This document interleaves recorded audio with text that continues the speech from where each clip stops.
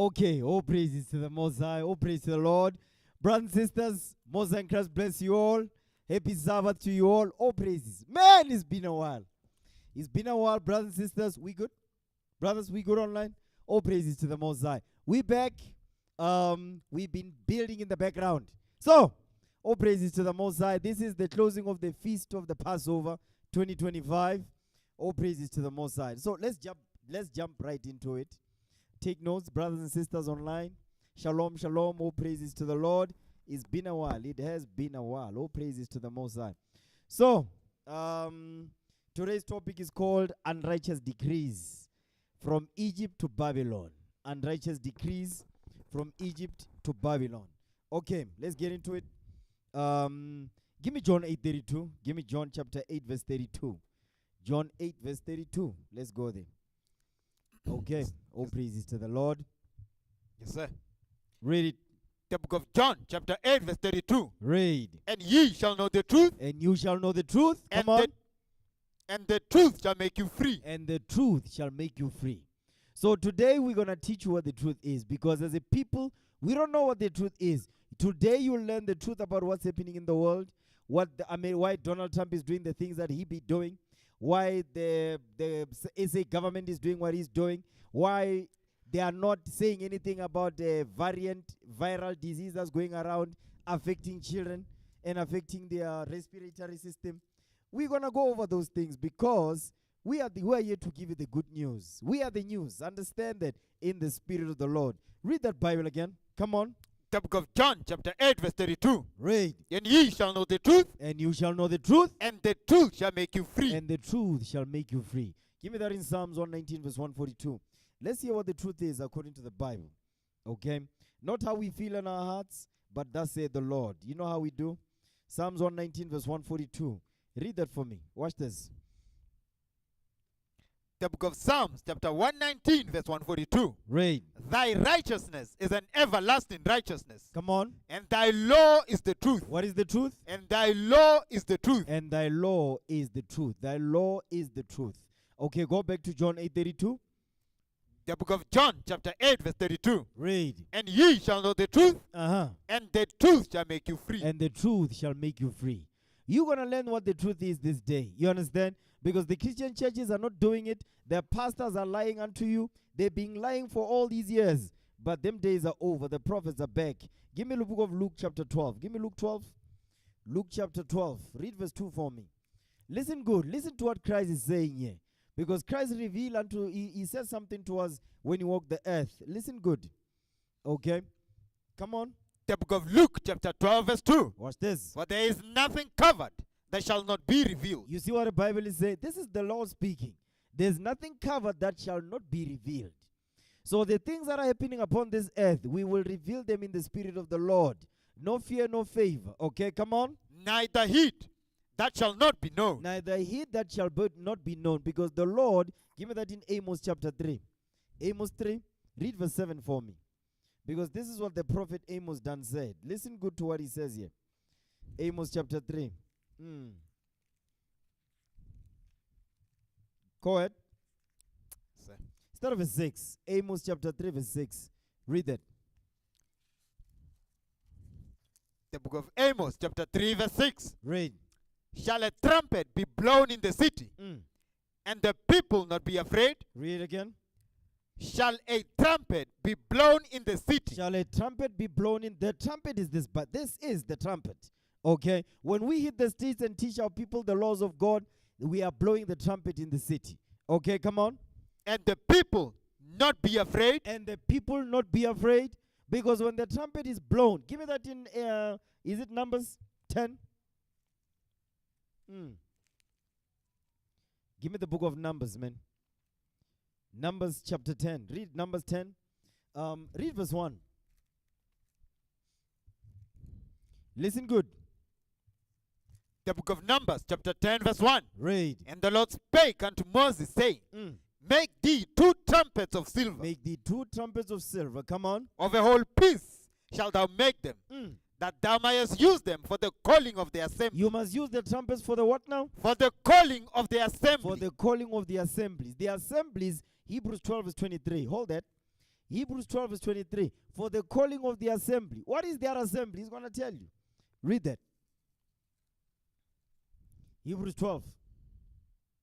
The book of Hebrews, chapter 12, verse 23. Go ahead. To the general assembly. To the what now? To the general assembly. To the general assembly. The general assembly is the 12 tribes of Israel. That's the general assembly.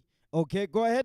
And church of the firstborn. And what now? And church of the firstborn. And church of the firstborn. Because the general assembly is the church of the firstborn. Okay? Because they're going to be saying, no, but you said that. Give me Acts 7:38. Listen good. It says to the general assembly and the church of the firstborn. Who is the church? The church is the general assembly. Watch this. Acts chapter 7 verse 38.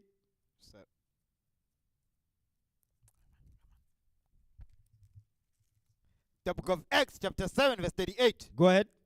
This is he that was in the church in the wilderness. This is he that was in the church in the wilderness. The he here is Moses. Okay, go ahead. With the angel which spake to him in the Mount Sinai. And with our fathers who received the lively oracles to give unto us. You see that thing? Jump up to verse 37. We understand who the subject is. Listen good to this now.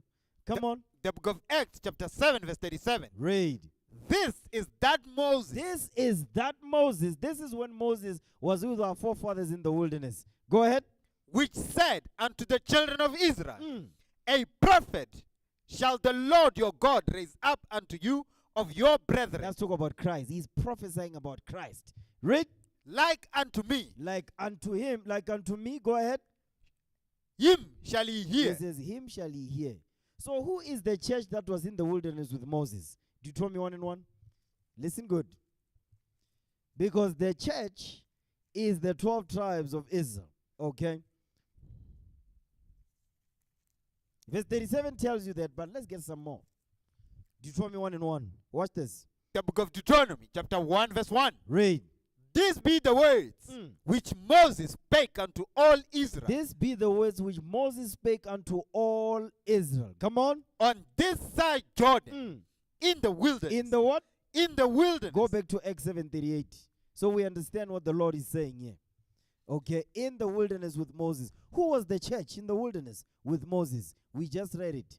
The 12 tribes of Israel. That's the general assembly. Okay, read it.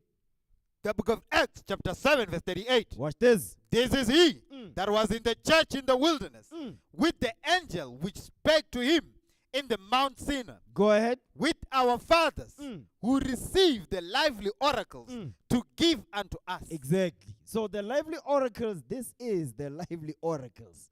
You understand? The Holy Bible. Now go back to Numbers 10 verse 2 again.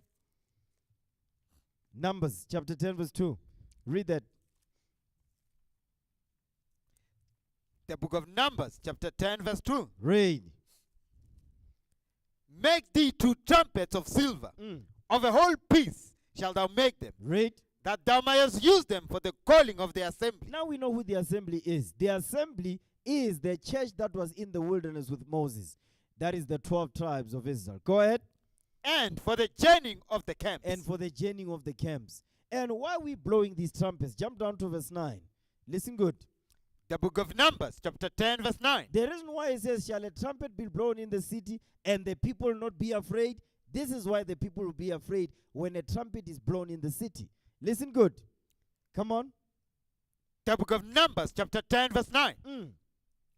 And if ye go to war in your land against the enemy that oppress you. If you do what now? And if ye go to war. If you what? And if ye go to war. That's why we blew the trumpet. For war. When we blew the trumpet because we were going to war. Go ahead. If ye go to war in your land against the enemy that oppresses you. Against the enemies that oppress us. The enemies that oppress us right now is the people that put us in slavery in these last days. That is the white man, the Chinese man, the Arab man, the Amalekite who call themselves Jewish in Jerusalem today. Yes, this is them. The Moabite, the Chinese, the Ammonite, the Japanese. Yes, that's them. Go ahead. Then ye shall blow an alarm with the trumpets. And ye shall be remembered before the Lord your God. Go ahead. And ye shall be saved from your enemies. And we're going to be saved from our enemies. Now go back to Amos now. Amos 3, verse 6 again. Now we understand what the prophet Amos was saying. Okay. Read that again. Amos 3. Read verse 6 again. The book of Amos, chapter 3, verse 6. Read. Shall a trumpet be blown in the city? Shall a trumpet be blown in the city? Go ahead. And the people not be afraid? The reason why a trumpet is blown in the city is because the people must be afraid. Why? Because it's wartime. Go ahead. Shall there be evil in a city? And the Lord hath not done it? Exactly. So the evil that you see they're done in the city is because the Lord is doing it. You know why? Because our people are full of the wrath of the Most High. Because they broken God's commandments. That's why the Lord is angry, man. Yes, That's why the Lord is angry, because the children of Israel, his people, they are breaking God's commandments. As a nation, we are disobedient unto him. That's why you see our nation is so vexed. That's why you see we're catching hell, affliction, we are in poverty, we are at the bottom. The nations disrespect us is because we have broken God's commandments. That's why. It's not because nobody likes us. It's because we have broken the laws of God. That's the only reason why these atrocities are happening unto us. You understand? Read. Surely the Lord God will do nothing. It says, surely the Lord God will do nothing. Go ahead. But he revealeth his secret unto his servants, the prophets. That's it right there. You see that part right there? I know some of you forgot already. Go back to Luke 12 and 3. Is it Luke 12 and 2? Luke 12 and 2, because that's what Christ said. Yeah, Luke chapter 12 verse 2. Listen to what the Lord is saying here, man. Come on. Yes, sir. The book of Luke chapter 12 verse 2. Read. For there is nothing covered that shall not be revealed. It says there is nothing covered that shall not be revealed. Who gonna reveal it? Go back to Amos 3 verse 7, man. Go back there. Read it. The book of Amos chapter 3 verse 7. Come on. Surely the Lord God will do nothing. The Lord God will do nothing. Come on. But he revealeth his secret unto his servant the prophet. Now that's some beautiful stuff right there. That's some good stuff right. Go back to Luke 12 now. Read verse 2 again. The book of Luke chapter 12 verse 2. Read. For there is nothing covered that shall not be revealed. That you see, who gonna reveal it? You see, who has covered this? The Lord has covered this. Not only that, but the white man who has covered the faces of the judges. You see, the white man is the damn devil the Bible speaks of. I know we keep saying it, but it is a doctrine to teach in the Bible. That we must teach who the wicked of the earth is. Malachi 1 and 4. Because some people will say, nah, you are racist. You are racist. Trevor Noah saying, you are racist. I'm not a racist, man. I'm just keeping it strictly biblical. Now read that for me. The book of Malachi, chapter 1, verse 4. Whereas Edom saith. Stop. Who's Edom? Edom is the biblical name for the white man. He is Edom. Sometimes he's called Idumea. You understand? Idumea, Edom, Mount Seir. You understand? The Chaldeans now in these last days, the dragon.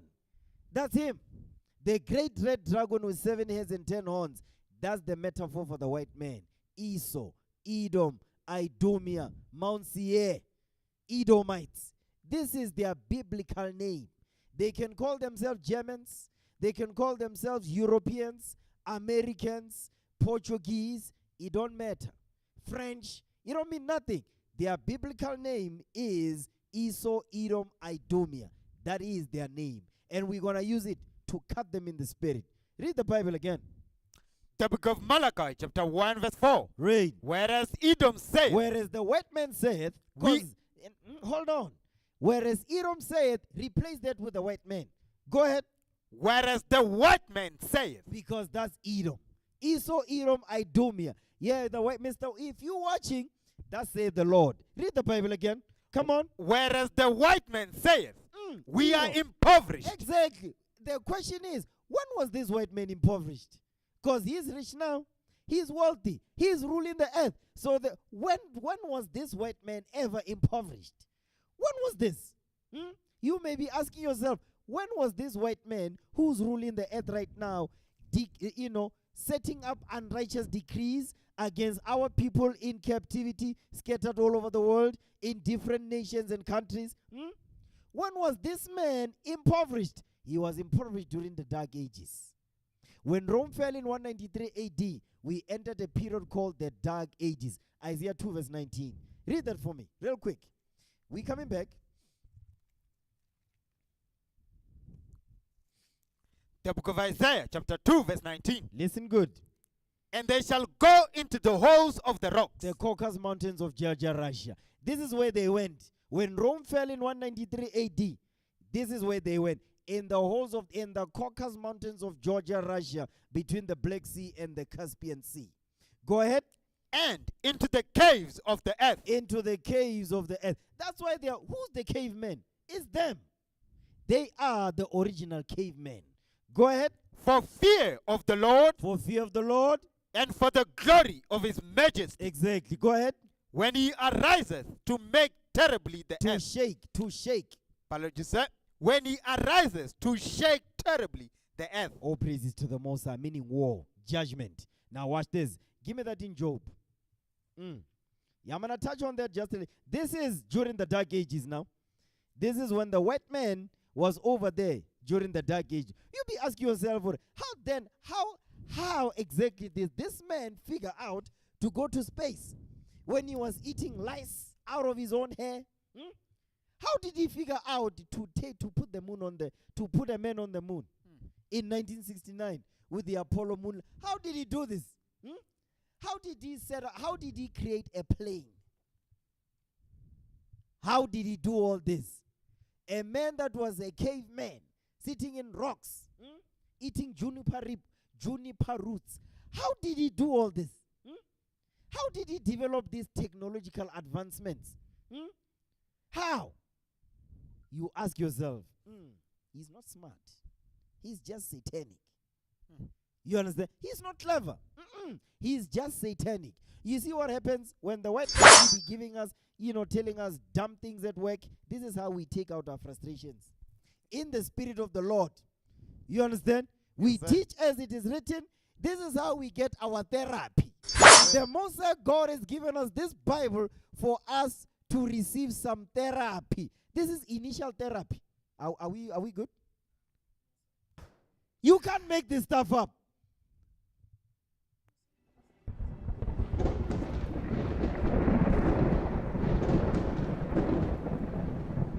Okay, did you put it on the banner now?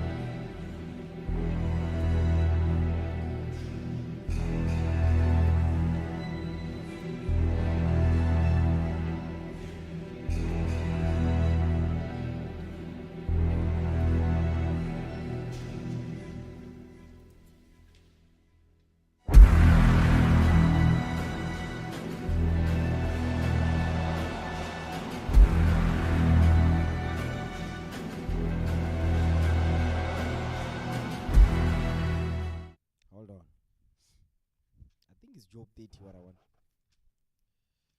Yeah. Yep. Job 30 verse 1. Yes, sir. Read it. Brothers and sisters, we beg apologies. Read now. Job 30 verse 1. The book of Job, chapter 30 verse 1. We are explaining Malachi chapter 1 verse 4 when the white man says we are impoverished. When were they impoverished? During the Dark Ages. Okay, come on. The book of Job, chapter 30 verse 1. Read. But now, they that are younger than I. They that are younger than I in spirit.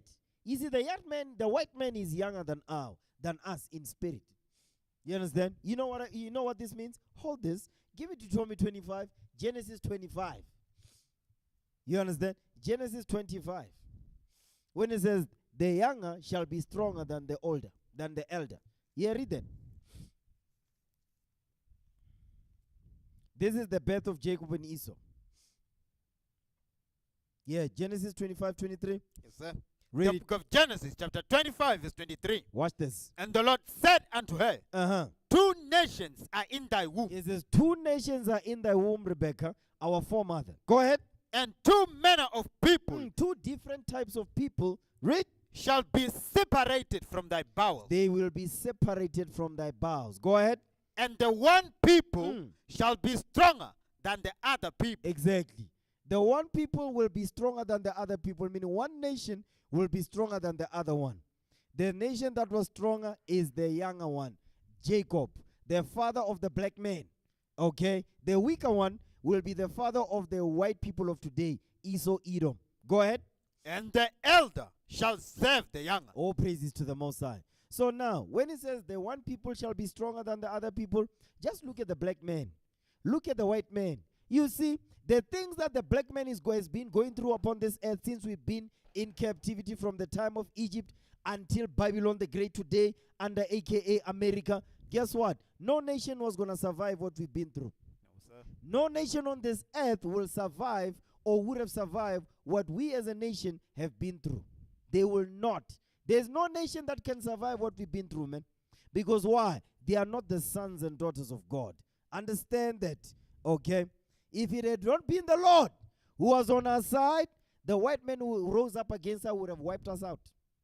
He could not do it because the Most High God of heaven and earth, He is with us. Understand that, okay? Now go back now. Go back to Job 30 verse 1.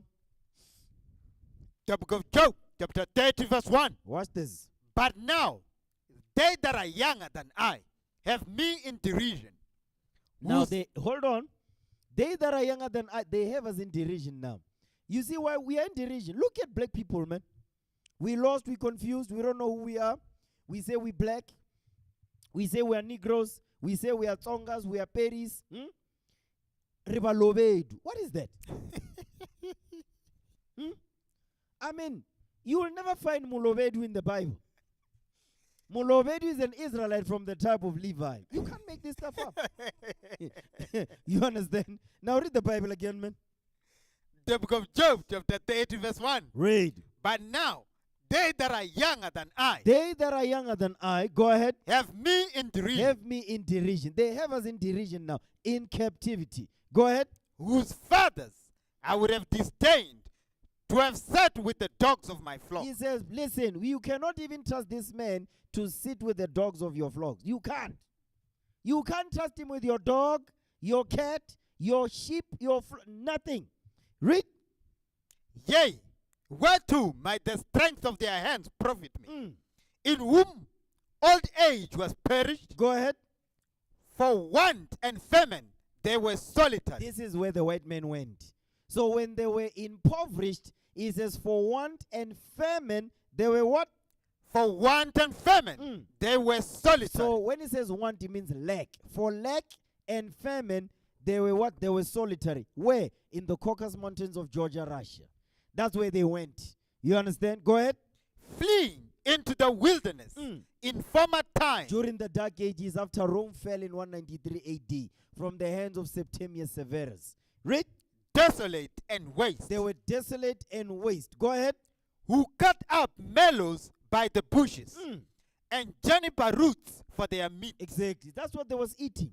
So how did this man figure out to go to space? Where did he get all this knowledge from?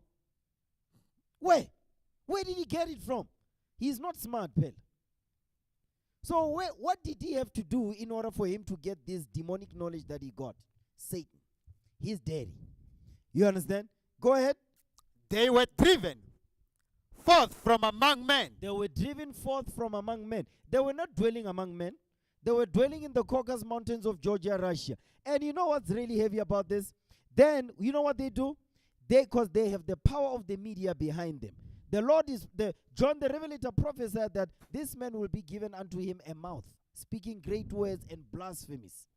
So now, that's why when you play the movie 300, it's them. It's not us. When you look at the series, The Vikings, it's not us, it's them now. Where were they during the Vikings? Because the Vikings were during the Dark Ages. During the Dark Ages, The white man was in the Caucasus Mountains of Georgia, Russia, eating juniper roots for his meat. So where was he a Viking? Tell us. When was the white man a Viking? That never happened. Because the Viking is in the what? Keep with the 700s AD. 1200s. Where was the white man? He was in the Caucasus Mountains of Georgia, Russia, eating lice. You understand? Eating juniper roots for his meat. So, when was he a Viking? I mean, you can't make this up, man. Read that Bible again. The book of Job, chapter 30, verse 5. Read. They were driven forth from among men. They were driven forth from among men. Where? Into the clefts of the rock. That's what Isaiah prophesied about. Read. They cried after them as after a thief. Because the greatest thief on this earth is the white man. This man, he steals lands, countries, people, resources. He even steals the soil. You understand? He is not the one to find a tree sitting there, somebody's tree, and steal the fruits on the tree. No. He will take the tree out. He will take the soil where the tree was planted. Not only that, he will even take the water that is under the earth, where the tree is drinking from. And he steals the minerals too, and the nutrients the tree is feeding from. That's how he steals. This man is the different kind of thief. You understand? Read on. To dwell in the cliffs of the valleys. Exactly, to dwell in the cliffs of the valley. That's why the white man likes skyscrapers. It reminds him of when he was in the Caucasus Mountains of Georgia, Russia. You understand? Go ahead. In caves of the earth. In caves of the earth. So he's the caveman. Because remember, there was which was it the Porsche? There was a Porsche called Caveman. Was it the one? There was a car that the nickname that was given Caveman. I don't remember which one it is, but there was a car. It was given that name. Go ahead. And in the rocks. And in the rocks. Read. Among the bushes they braid. Exactly. They braided among the bushes, man. So how did this man figure out to get to space? How did this man come up with the Windows operating system? How did he come up with Bluetooth? Touch screen. How did he figure out to build a weapon so powerful that it can wipe out whole countries? How did he come up with this, man? Read on. Under the nettles they were gathered together. Under the nettles they were gathered together. That's why they're having a caucus. Or when they return, they will build their desolate places. Read. They were children of fools. You see, one thing you must understand, brothers and sisters, the Lord says the white man, he is a children of fools. These are children of fools. You understand? Go ahead. Yea, children of base men. They are the lowest men on this earth. Right now, give me that in Ecclesiastes 10 and 6. Let me show you what King Solomon prophesied about. You understand? You can, if you want to see the visual depiction of that, just watch the movie Django.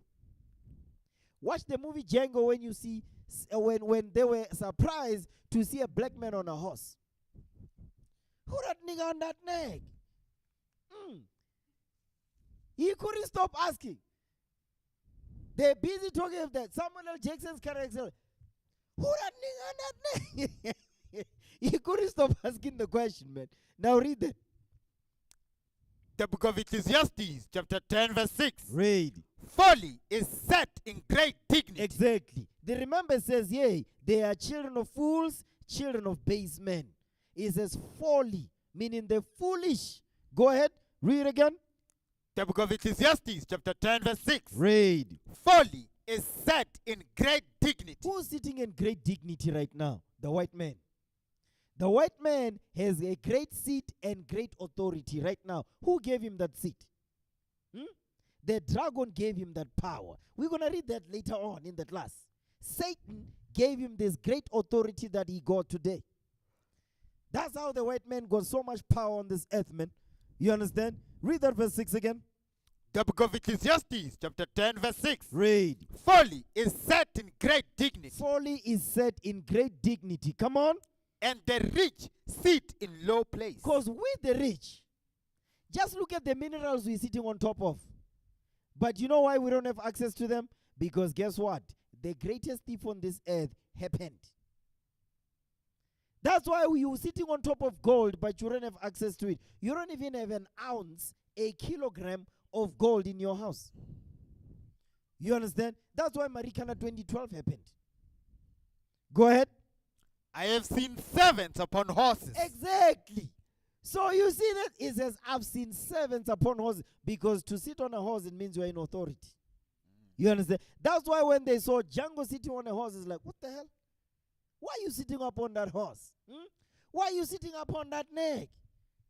Go ahead.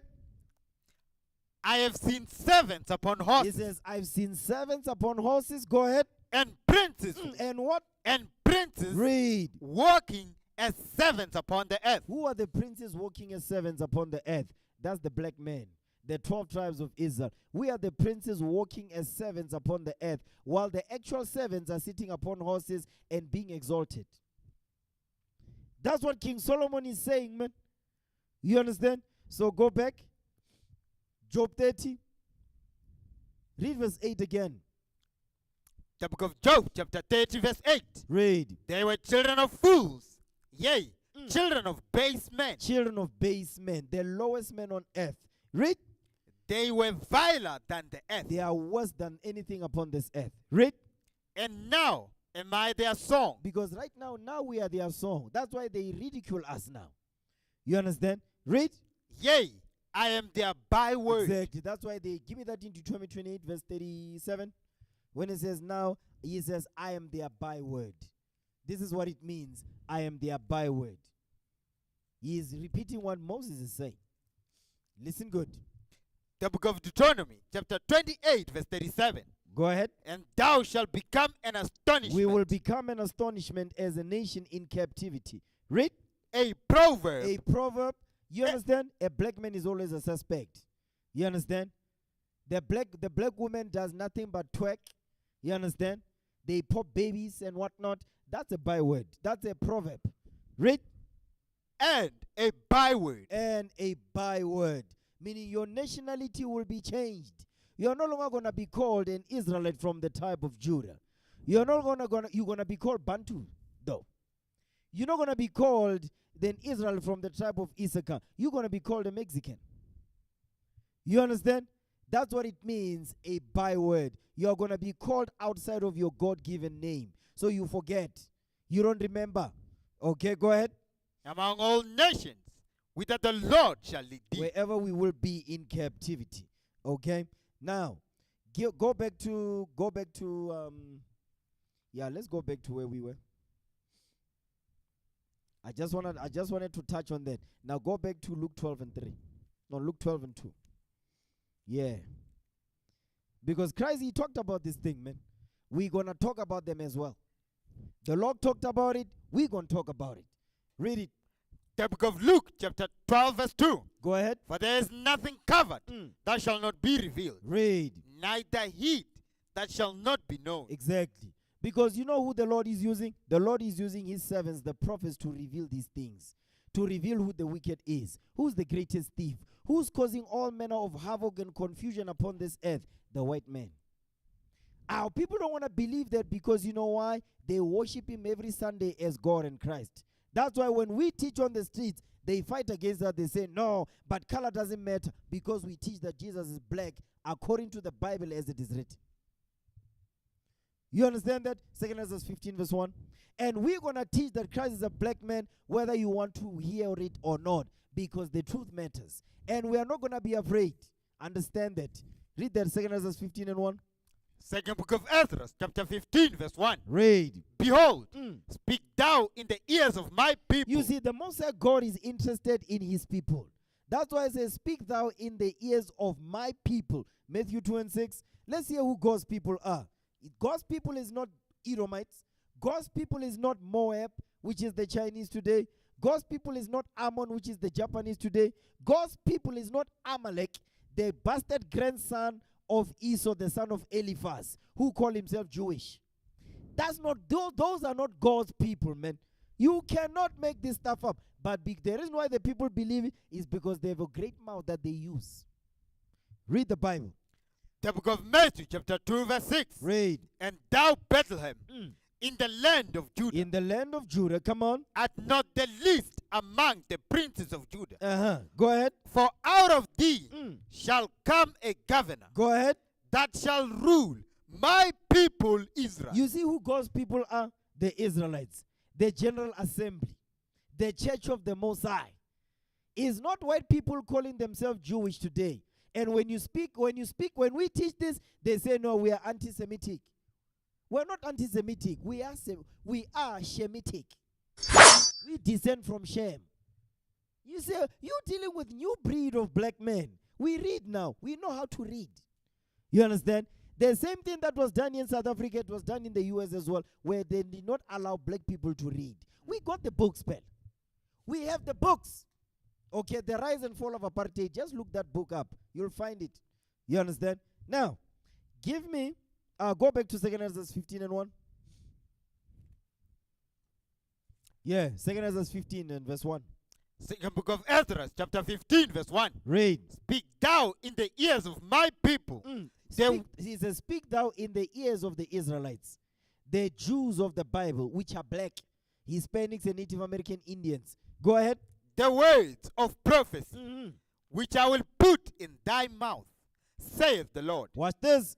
and cause them to be written in paper. This is the paper that is written in the Holy Bible, the parchment. Okay, go ahead. For they are faithful and true.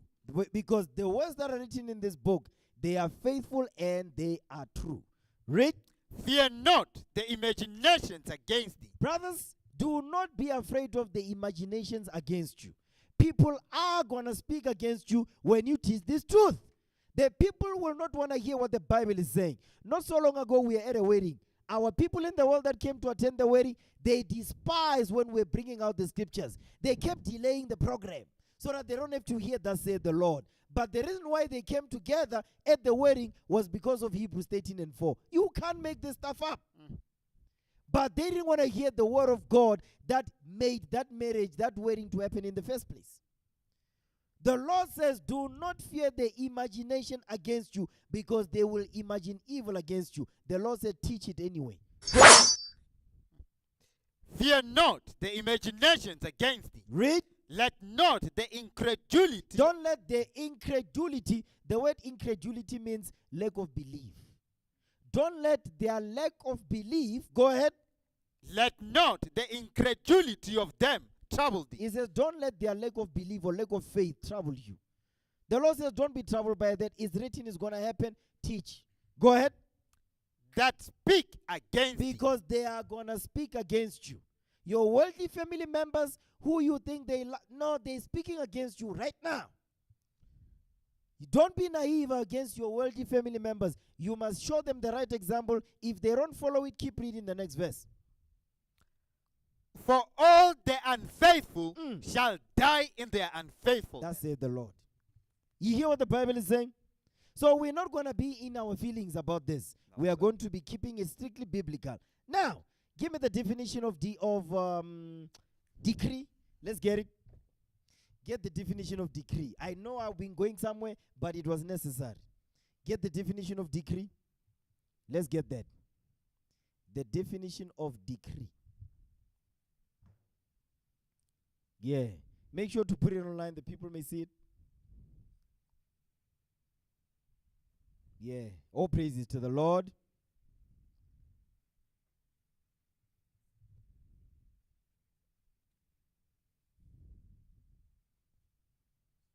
Shalom.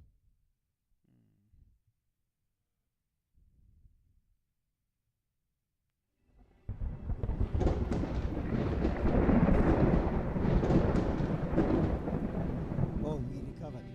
Oh, please. Brothers and sisters, bear with us. You know, the network is ticking over here. Okay? But the mission is a go. Yeah. Let's read the definition of decree. Yep. Read it. Reading from google.com. Uh-huh. Definition of decree. Definition of decree. Go ahead. Noun. Mm. An official order that has the force of law. An official order that has the force of law. So a decree is an order. That's what you must understand. A decree is an order that is enforced as law. Do you understand that? Our forefather King David, he used a different word for it. Give me that in Psalms. Okay. Psalms 96. No, Psalms 94 verse 20.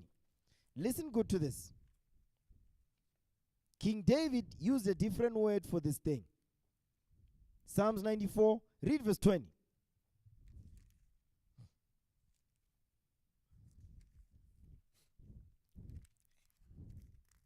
The book of Psalms, chapter 94, verse 20. Read. Shall the throne of iniquity have fellowship with thee? Shall the throne of iniquity have fellowship with us? No. The throne of iniquity is America. America is the throne of iniquity, the kingdom of sin. This is what you need to understand. America is the kingdom of sin. But I know they don't believe that. They don't believe it, right? Give me the book of Nahum, real quickly. America is the throne of iniquity. You understand? I know I'm gonna touch America later on, but it's fine. It's okay, we can touch on it now. We can touch a little bit on it. Let's keep you right there. Give me that in Nahum. Yeah. Nahum 3:1. The book of Nahum, chapter 3, verse 1. Woe to the bloody city. Woe to the bloody city. Come on. It is all full of lies and robbery. You see, it says destruction to the bloody city. It is full of lies and what now? And robbery. And robbery. That's the throne of iniquity. You understand? Go ahead. The prey departeth not. Our people don't want to depart from this bloody and city that is full of lies, because they are teaching our people that Christ is a white man. That's a lie. You understand? Now read verse 4. The book of Nahum, chapter 3, verse 4.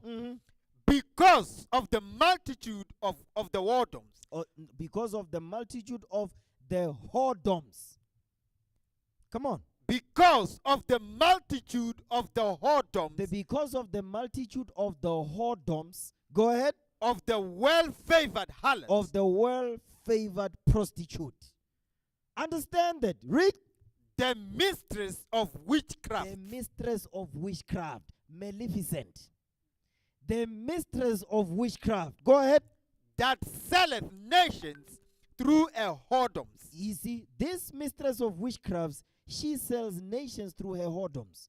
So, where were we sold? Who bought us? Who sold us on slave ships? Everybody knoweth. The white man during the transatlantic slave trade, the sub-Saharan slave trade, when the Arab worked with the Chinese to sell us. You understand? But I'm just talking about the mistress of witchcrafts, because the prophet Nahum, go ahead, did you finish that verse? No, sir. Read. And families through her witchcraft. And families through her witchcrafts. So the prophet Nahum, the same thing that the prophet Nahum is saying, is the same thing that John the Revelator is saying in Revelation 17. Read Revelation 17. Read verse 5.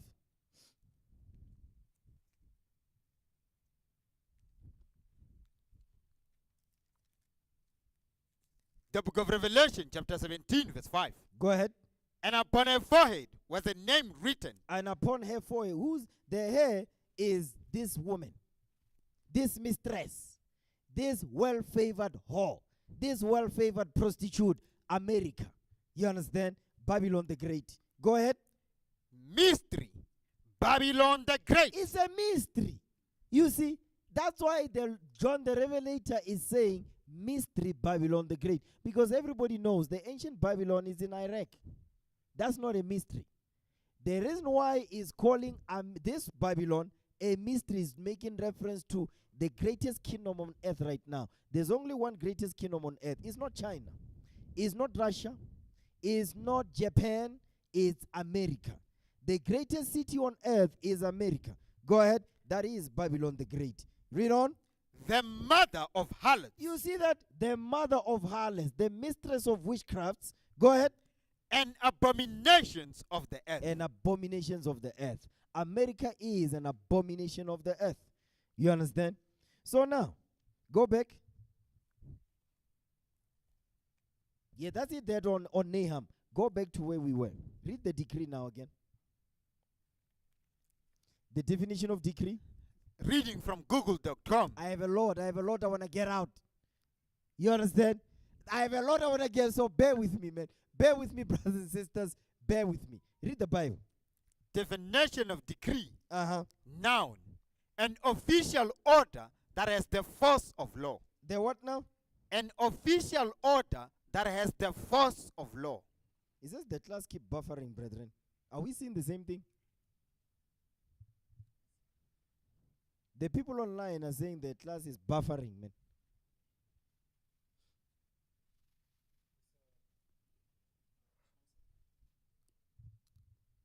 Fix up the thing online. What the people are saying.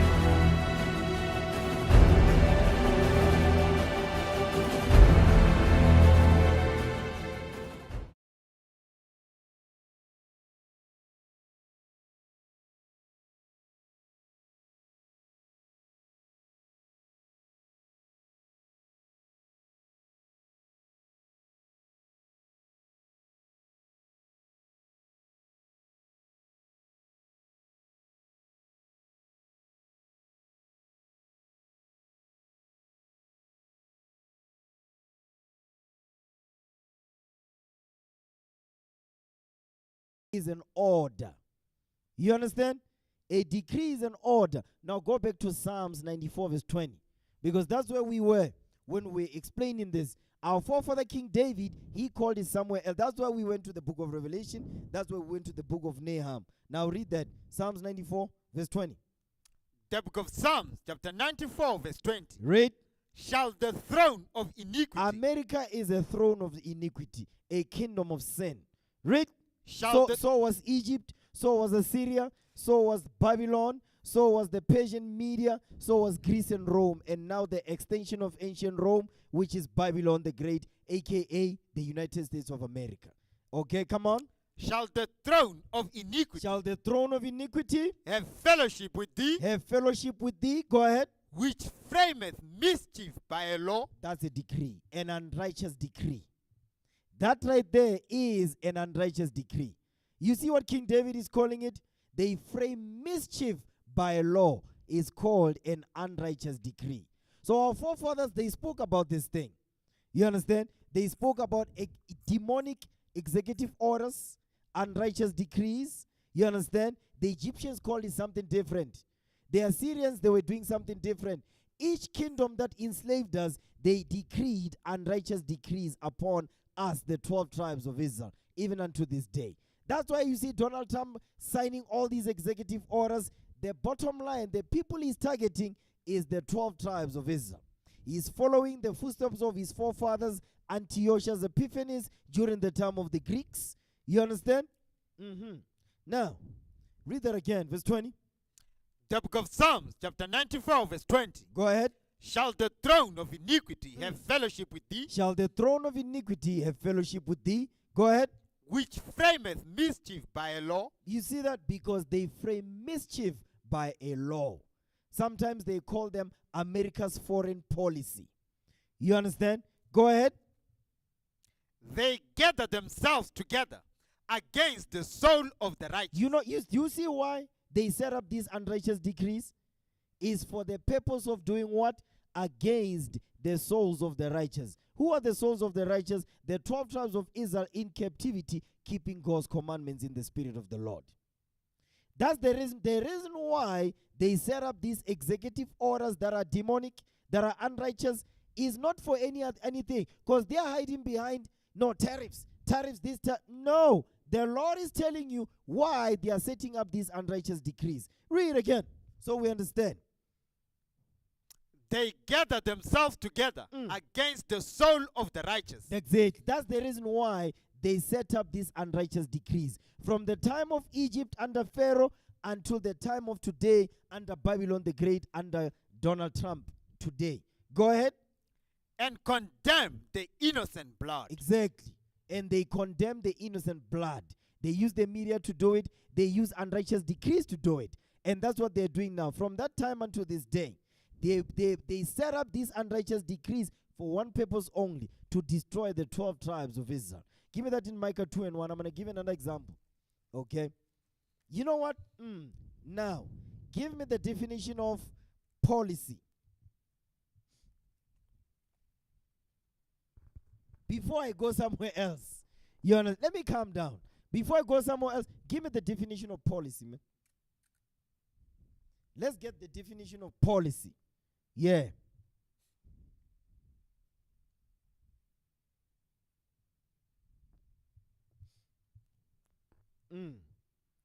Yeah. Read that. Reading from google.com. Definition of policy. Read. Noun. A course or principle of action adopted or proposed by an organization or individual. That's exactly what's happening. Read the bottom line. Read the bottom explanation of that. What does it say? The government's what? The government's controversial economic policies. Exactly. Executive orders. That's what Donald Trump is doing right now. Now, get the definition of executive order. Get the definition of executive order. Let's get that. The definition of executive order.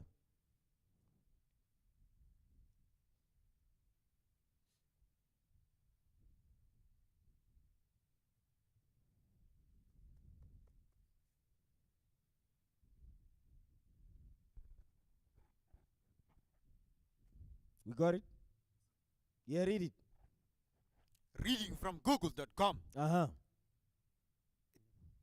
Definition of executive order. Read. Noun. Mm. U.S. law. A rule or order issued by the president. Stop right there. Hey, what now? A rule or order Mm. issued by the president Go ahead. to an executive branch of the government To an executive branch of the government. Go ahead. and having the force of law. That's it. It's the same thing as a decree. So an executive order, a decree, a policy, it's all the same thing. And our forefathers, the prophets, they spoke about all these things. You understand? We just read in the book of Psalms that King David was talking about it. Now let me take you back. Give me the book of Isaiah. Give me Isaiah chapter 10 and 1. Listen good to this. Isaiah 10 verse 1. Then I'm going to go somewhere else. I'm going to give examples throughout the ages, man. Watch this. The book of Isaiah, chapter 10, verse 1. Read. Dead flies. Isaiah 10 and 1. Oh, apologies, sir. Come on, man. Stay with me. Isaiah 10 and 1. The book of Isaiah, chapter 10, verse 1. Come on. Woe unto them that decree unrighteous decrees. You see what the Lord is saying? He says, woe unto them that decree, that sets up unrighteous decrees. These unrighteous decrees, they are set up by presidents, governments of the executive branch. You understand? Read. And that right grievousness which they have prescribed. You see, they write grievousness which they have prescribed. Meaning this thing was discussed before it even came to light. That's why it says they write grievousness which they have prescribed.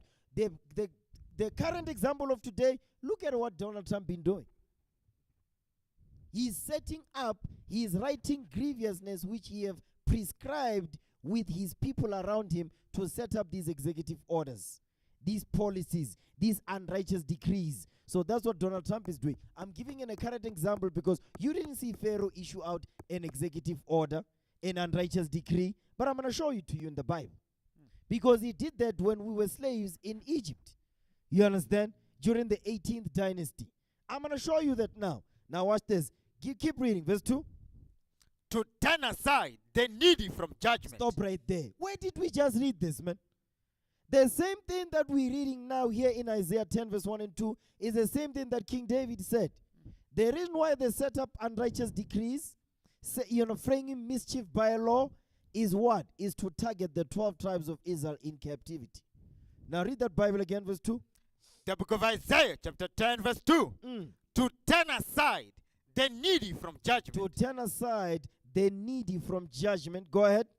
And to take away the right from the poor of my people. Exactly. You see why they set up unrighteous decrees, man? The reason why I don't care what, listen, they can say tariff. Listen.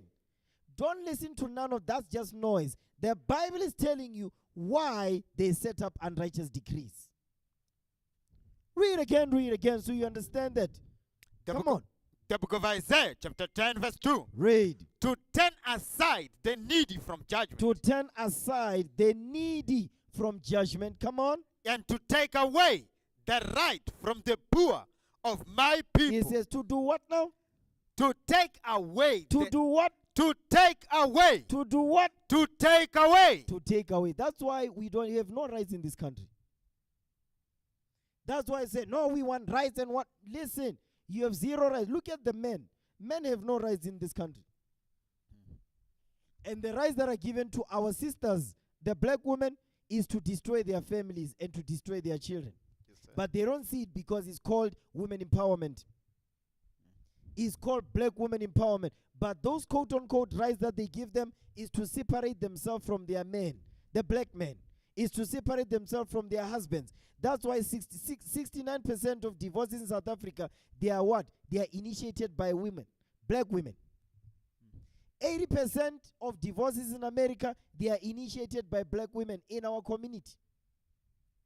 So the quote-unquote rights that are given to our sisters and the actual rights that are taken away from black men, guess what? The rights that are taken away from black men is what? They can make you a father even if you don't want to. And they can make you father. they can make you childless even if you don't want to. Because the sister can say, I'm having this child, and you're going to support it. I'm going to abort this child, and you don't ever say. Yes, sir. So these are the type of the unrighteous decrees that are implemented in captivity, because we are slaves here. We are not citizens. We are denizens. We are slaves. We are strangers, man. Understand that. And some of us, we tend to forget that, because what? When you are working now, you think you are free, you think you got rights. You have zero rights. Yes, sir. Understand that thing. Okay? Read that again, verse 2. The book of Isaiah, chapter 10, verse 2. Read. To turn aside the needy from judgment. To turn aside the needy from judgment. Come on. And to take away the right from the poor of my people. You see who the needy? The needy is the poor of God's people. Hold that. Isaiah chapter 17, the last verse. I'm going to show you who the poor is. Isaiah 14, excuse me. Isaiah 14, the last verse. Watch this. The book of Isaiah, chapter 14, verse 32. Come on. What shall one then answer the messengers of the nation? Read. That the Lord has founded Zion. The Lord has founded Zion. That means Zion, the 12 tribes of Israel, were founded by the Most High God of heaven and earth. Read. And the poor of his people shall trust in it. You see who Zion is? The poor of God's people. We are Zion. We are the poor. He's not talking about a homeless Muslim wearing a dress on the street begging for money. He's not talking about that. He's talking about our people. We are the poor. You understand? So the reason why these countries, these heads of states in these first world countries, they set up unrighteous decrees is to destroy the 12 tribes of Israel in captivity. Don't be fooled by Donald Trump talk about tariffs. No. Their target is who? The 12 tribes of Israel in captivity, wherever we are scattered. Whether we're scattered in South Africa, we scattered in America, we scattered in Canada, we scattered in China. Guess what? He's targeting us. Understand that. So much so, he's gonna get to a point where they're gonna be disallowing us from teaching the truth in the streets. Yes, sir. They're gonna be banning Bibles the same way the Greeks was doing. You understand that? I'm getting somewhere. Now, read the dig. Now, give me the book of Exodus 1. Let me give you an example, man. Let's go back in time. Did we finish that verse? Yes, sir. There's a verse we didn't finish, man. We finish Isaiah 10 verse 2, right? Read Isaiah 10 No, verse sir. 2. Let's finish that verse. The book of Isaiah, chapter 10, verse 2. Read. To turn aside the needy from judgment. To turn aside the needy from judgment. Come on. And to take away the right from the poor of my people. Go ahead. That widows may be their prey. Exactly. That widows may be their prey. That's why they kill that widows may be their prey. I'm going to show you what that means. Go ahead. And that they may rob the fatherless. And that they may rob the fatherless. Because you know what they did? Deuteronomy 28 verse 32. I'm going to show you. I'm going to show you. Yeah. Read that. Deuteronomy 28 verse 32. The book of Deuteronomy, chapter 28, verse 32. Read. Thou shalt betroth a wife. No. Deuteronomy 28 verse 32. Apologies, sir. The book of Deuteronomy, chapter 28, verse 32. Read. Thy sons and thy daughters shall be given unto another people. You see, put up the picture of the transatlantic slave trade. It says, your sons and your daughters shall be given unto another people. Read verse 41. We coming back. The book of Deuteronomy, chapter 28, verse 41. Read. Thou shalt beget sons and daughters. We're going to beget sons and daughters with our wives. Go ahead. But thou shalt not enjoy them. But you're not going to enjoy to see your sons and your daughters grow up. Because where your sons and your daughters going to be? Go ahead. For they shall go into captivity. They shall go into slavery. That means the white man, the slave master, will separate your child from you. You understand? The child's mother will be separated from them. The child's father will be separated from them. You understand? Jump up to verse 32 again. The book of Deuteronomy, chapter 28, verse 32. Read. Thy sons and thy daughters shall be given unto another people. You see that thing? In slavery, in captivity. Zoom in. Your sons and your daughters shall be given unto another people.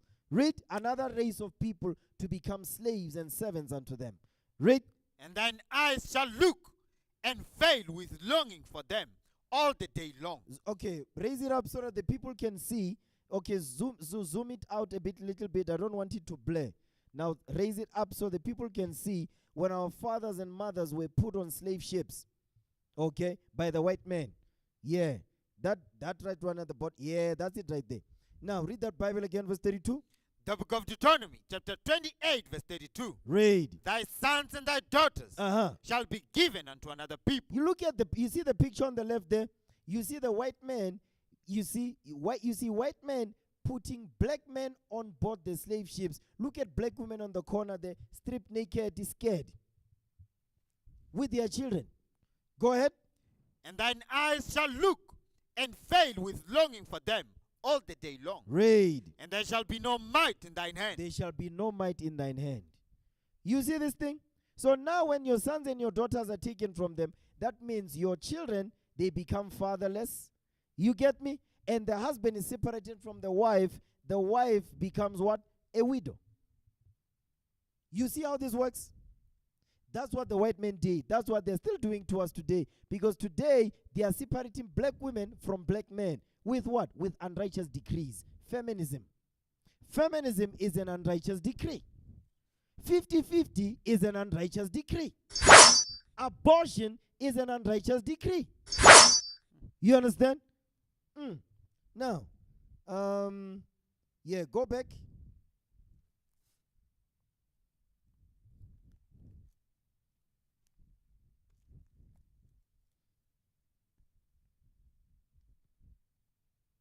What verse were we reading? 10 and 2 says. Isaiah 10 and 2. Read again. The book of Isaiah, chapter 10, verse 2. Read. To turn aside the needy from judgment. To turn aside the needy from judgment. Who's the needy? The poor. Go ahead. And to take away the right from the poor of my people, that widows may be their prey. Exactly, that widows may be their prey. Because when the husbands are separated, because they were kicking black men out of the house, they say, no, we're going to give you a barking grant. If we give you grant, you can't have a husband in the house. The government will support you, but you cannot be having a man. So our sisters, they chose that rather than staying under a man and working with a man and building a family. They chose that. They chose government aid. You understand that? Go ahead. And that they may rob the fatherless. That they may rob the fatherless. So now, we the children, they've been robbing us, man. Yes, sir. They came here in South Africa, the white men, they've been robbing us ever since. They arrived there in America, they be robbing the children of Gad, the Native American Indians. They took their land and pushed them in the reservations. When they arrived here, they pushed us out of our land. They put us in the ghettos. They put us in the bundus. They put us in the rural areas where there's no running water, nothing. You understand? That's what it means, that they may rob the fatherless. Now, give me the book of Exodus chapter 1 and 8. You can take that off the screen now. Exodus chapter 1 verse 8. I'm going to show you these unrighteous decrees, man, that Isaiah the prophet is prophesying about. Exodus chapter 1 verse 8. Listen good to this. The book of Exodus chapter 1 verse 8. Now I'm taking you back to Egypt, that every captivity we've ever been under, the kings of those captivities over us as slave masters, they always set up unrighteous decrees against us. Read it. Now there arose up a new king over Egypt, which knew not Joseph. So he didn't think about none of the works that Joseph did.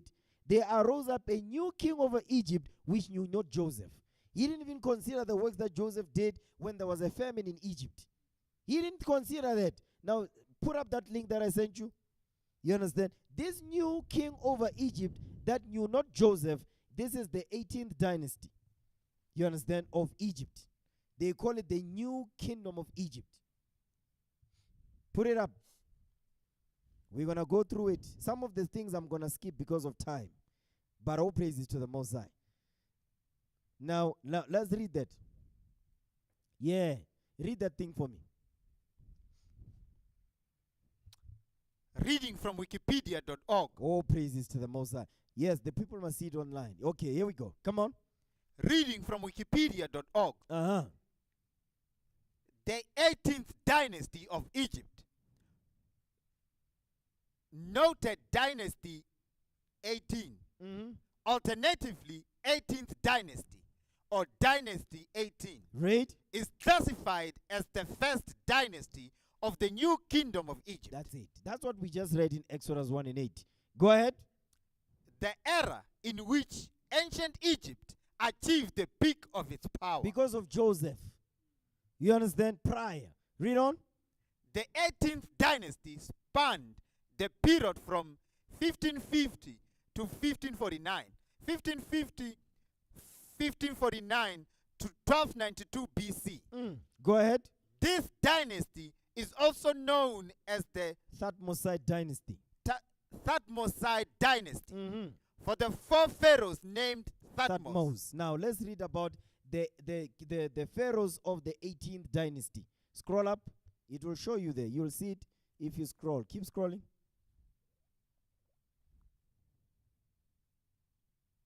Yeah, keep going down. There's some links there. It will open. It will expand. There's some links where you can expand it. Yeah, the pharaohs of the 18th. That's the one. Click that. Pharaohs of the 18th dynasty. I need you to go quicker. Okay. Yes, sir. Go up. No, don't read that. Just go up. They're going to name them in a table there. Yeah, that's it. Yeah. The first one is what? Amos the first. Read Amos, pharaohs of the 18th dynasty. that. Mhm. Amos the first. Mhm. Go up.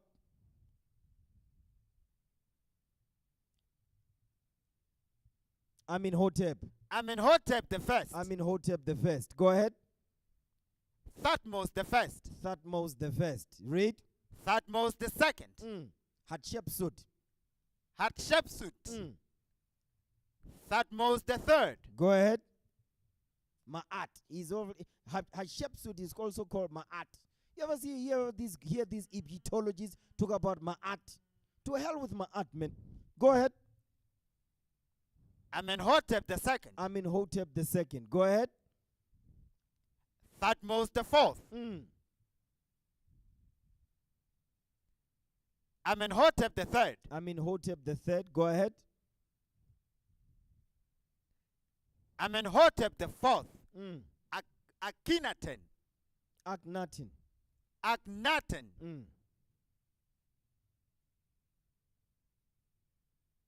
Smenkare. Smenkare.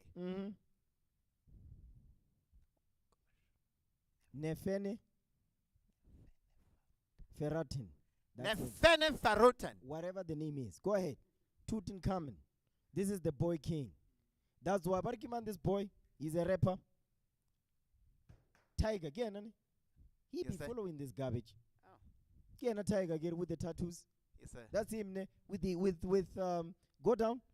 He always has this picture in his house in many of his houses and whatnot. Tutankhamun. He be having him. He be wearing the stuff of him on his head. I see him. You see him on TV. AI. Ai. Go ahead. Horemheb. Horenheb.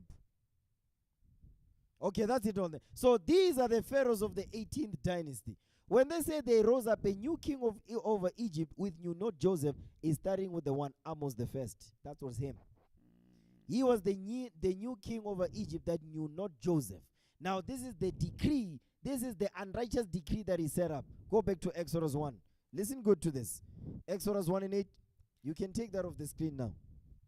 The book of Exodus, chapter 1, verse 8. Read. Now there arose up a new king over Egypt, which knew not Joseph. Which knew not Joseph. This is Amos the first. Read. And he said unto his people, Behold, the people of the children of Israel are more and mightier than we. He says, these people are more and they are mightier than us. Go ahead. Come on, let us deal wisely with them. That's an executive order. That right there is an unrighteous decree. It says, let us deal wisely with them. You see that part when it says deal wisely? That means let's set up unrighteous decree to destroy them. He's going to show you what this unrighteous decree was, or dealing wisely with us. So today, because we didn't see Amos the first do this, but we're reading about it. But we are seeing the current kingdom, which is Babylon the Great. Do you see where they're getting this stuff from? And why do they set up unrighteous decrees? There's only one target, the 12 tribes of Israel. Understand that. Okay, go ahead. Lest they multiply, and it come to pass that when there falleth out any war, they join also unto our enemies and fight against us. What's this? And so get them up out of the land. It says, get them up out of the land. So did they really get us up out of the land? They were forced.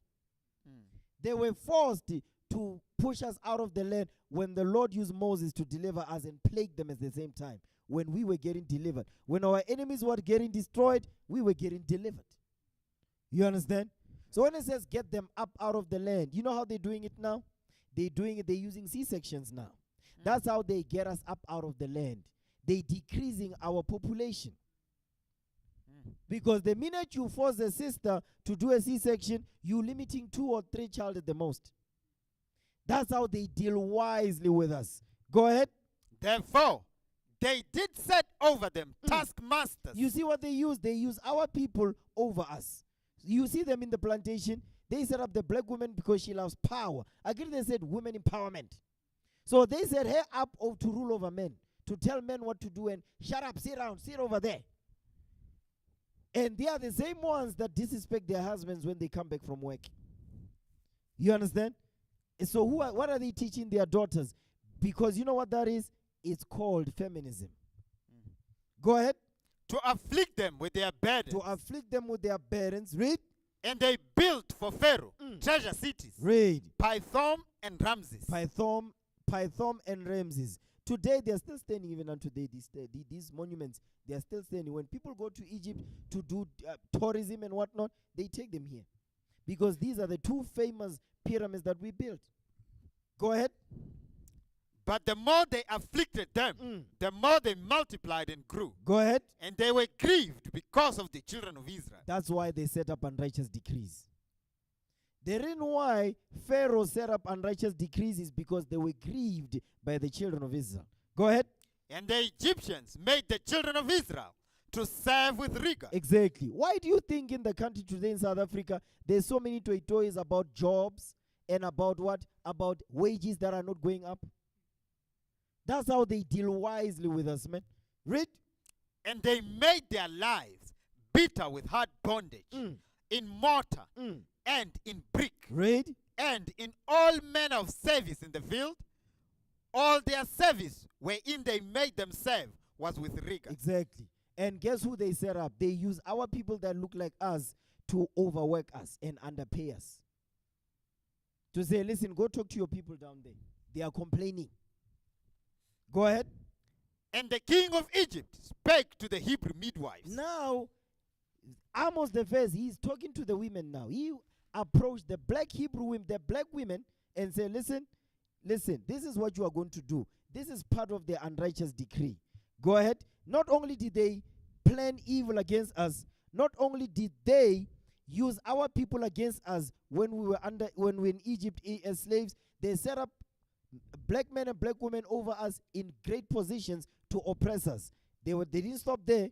They said, listen, we need to deal with the population. Talk to the women. If you want to deal with if you talk to the men will see you coming. Talk to the women. Okay, go ahead. Of which the name of the one was Shifra, and the name of the other Puah. What's this? And he said, when you do the office of a midwife, when you do delivery in labor now, as a midwife to help the sister deliver a baby, go ahead. To the Hebrew women, and see them upon the stools. If it be a son, then he shall kill him. Stop right there. You see, this is an unrighteous decree. This right here is an unrighteous decree, because if you set up a decree that says when the Hebrew women give birth, if it's a boy, kill them, what are you doing? You are destroying the lineage of a nation. Because men determine the lineage. So if there's more women, there's less men, the nation not going to grow. So that's an unrighteous decree. Okay, go ahead. If it be a son, then he shall kill him. But if it be a daughter, then she shall live. Exactly. Because now if you have the women and the sons are not there, you cannot continue. The nation cannot grow. Remember, the verse above it says there are too many. Because the men are dealing with the women and children are getting born. They're like, no, we need to stop this. So the way we're going to do it, make sure that if it's a boy, you kill him. If it's a girl, save them alive. So how are they doing this? Or how are they doing this today? C-sections. Today they are doing C-sections. So the more they put C-sections, guess what? They are trying to limit our population to 3. Basically, they are trying to implement what China was doing with 1-child policy. So with us, they want to do a 3-child policy, and that's it. Basically 3 is when you are pushing it. 2 is the maximum. So the C-section, it directly implements the 1-child policy, but for 2 children in our nation. When they're enforcing the C-section, especially in the private hospitals, because that's when this garbage is done the most. Yes, sir. You understand? Man, they make me sick. Go ahead. But the midwives feared God and did not as the king of Egypt commanded them. Exactly. So now the same, you see, during this time, you were these sisters, our foremothers, that the Lord said, there's a list. We fear the Lord. We're not gonna do what you say. To hell with you. You understand? Because they understood, or if we don't have the men, our nation is destroyed. Who's gonna protect us? Who's gonna go to war for us? You understand? Read on. But saved the men children alive. And the king of Egypt called for the midwives and said unto them, why have ye done this thing, and have saved the men children alive? Go ahead. And the midwives said unto Pharaoh, because the Hebrew women are not as the Egyptian women. Exactly. We don't do that. We don't push feminism. We are about our nation. Our heart is towards the governors of Israel. That's why they say saved the men children alive. You understand? Go ahead. For they are lively. Because they are lively. You know why they are lively? They were given the lively oracles. Read. And are delivered ere the midwives come in unto them. Exactly. Before we can deliver them, gravity pulls them out in the spirit of the Lord. Read. Therefore, God dealt well with the midwives, and the people multiplied and waxed very mighty. Exactly. So now you see that the reason why these executive decrees are being set up is because the children of Israel is vexing them. We are vexing them everywhere we are. That's why you see even today, you see as soon as black people move into a neighborhood, white people move out. Because we vexing them. Then the place become negrified. The girl not keeping the commandments. Yes, sir. That's why the place becomes so rotten, because when we move in, we don't maintain the place or make it better. We make it worse. You understand? Because why? Our minds are spoiled with with sin. We're in the midst of sin. That's why we cannot see clearly. You understand? Now, give me the book of, you know what? Let's move forward. Give me the book. Let's jump down. Let's go to, let me see if I want to read that.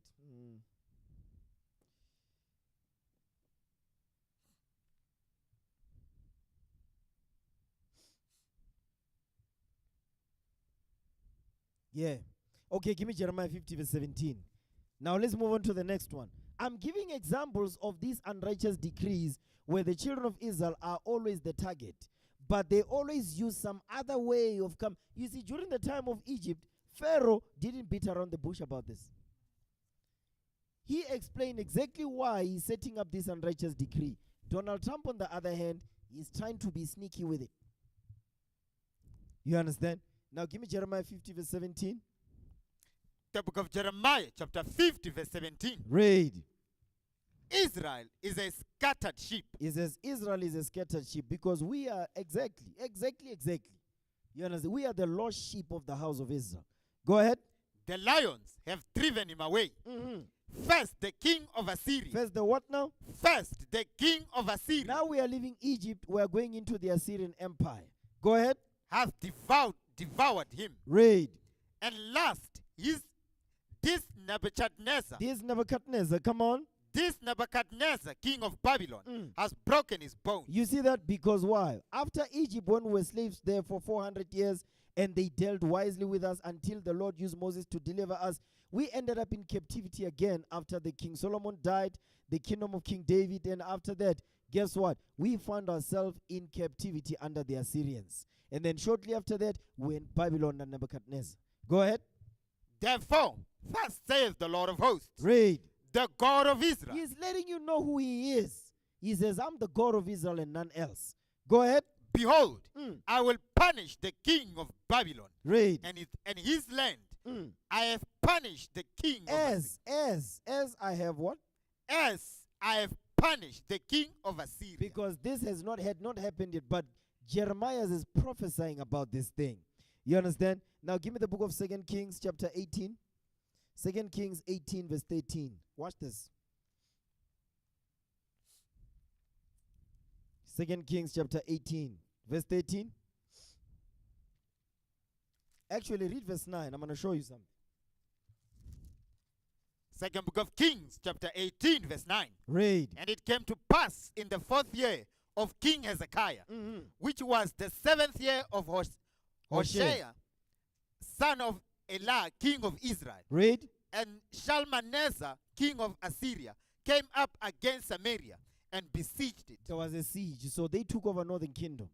The Assyrians, when they took over the 12 tribes of Israel, they started with the northern kingdom tribes of Israel. You understand? Under Shalmaneser the 5th. Now jump down to verse 13. Verse 13. Read. Now in the 14th year of King Hezekiah, did Sennacherib, king of Assyria, come up against all the fenced cities of Judah and took them. You see how they did it? So they started with Shalmaneser, took northern kingdom. Then now you've got Sennacherib coming against Judah, the southern kingdom. Judah, Benjamin, and Levi. Jump down to verse 17. Verse 17. And the king of Assyria sent Tatan and Rabsaris and Rabshakeh from Lachish to King Hezekiah with a great host against Jerusalem. Read. And they went up and came to Jerusalem. And when they were come up, they came and stood by the conduit of the upper pool, which is in the highway of the fuller's field. Of the fuller's field. Go ahead. So now, Sennacherib is sending his captains to come and try to intimidate our forefather King Hezekiah. Go ahead. And when they had called to the king, there came out to them Eliakim, the son of Hilkiah, which was over the household of Shebna the scribe. Read. And Joah the son of Asaph the recorder. Read.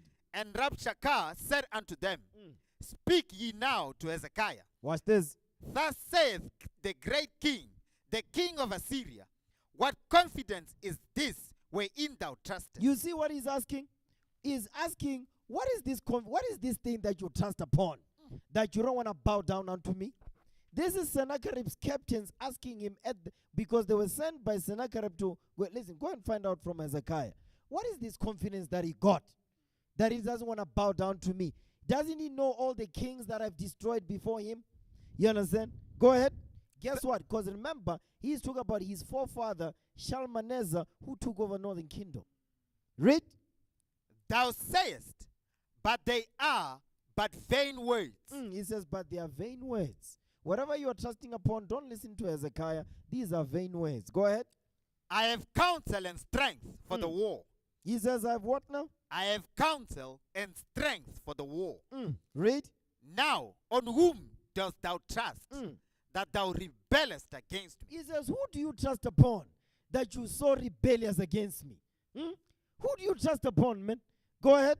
Now behold, thou trusted upon the staff of this bruised reed. He says, you are trusting upon the staff of this bruised reed. You know why? He's talking about Egypt. Because our people, whenever there was a problem, they always go back to Egypt. What the hell is this? You understand? Go ahead. Even upon Egypt, on which if a man lean, it will go into his hand. Go ahead. And pierce it. Read. So is Pharaoh, king of Egypt, unto all that trust on him. Exactly, because when you read the book of Isaiah, it says, Egypt shall help in vain. Go ahead. But if ye say unto me, we trust in the Lord our God. But he says, if you say unto me, we trust in the Lord our God, go ahead. Is not that he, whose high places and whose altars Hezekiah hath taken away. And has said to Judah and Jerusalem, ye shall worship before this altar in Jerusalem. Watch this. Now therefore, I pray thee, give pledges to my lord the king of Assyria. Meaning the Sennacherib. Go ahead.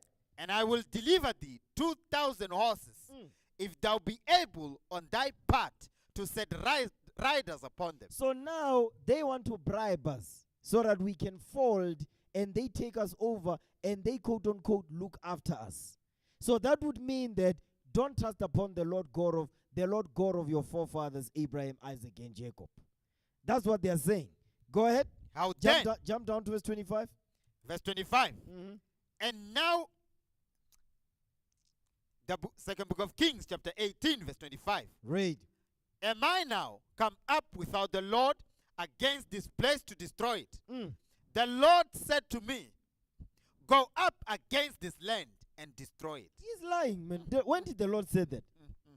So now he's actually being deceitful. You know what this is? I'm going to show you what's going on here. Keep going. Then said Eliakim, the son of Hilkiah, and Shebna and Joah, unto Rabshakeh, speak, I pray thee, to thy servants in the Syrian language. Because they understood they could speak Syriac. You understand? So now he's like, no, don't speak in the Jews' language. Speak in Syriac. And then we'll still understand what you're saying. Read. For we understand it, and talk not with us in the Jews' language. Meaning Hebrew. Go ahead. In the ears of the people that are on the wall. Because why? The reason why he was speaking in Hebrew was so that he can put the people in fear. You understand? Read.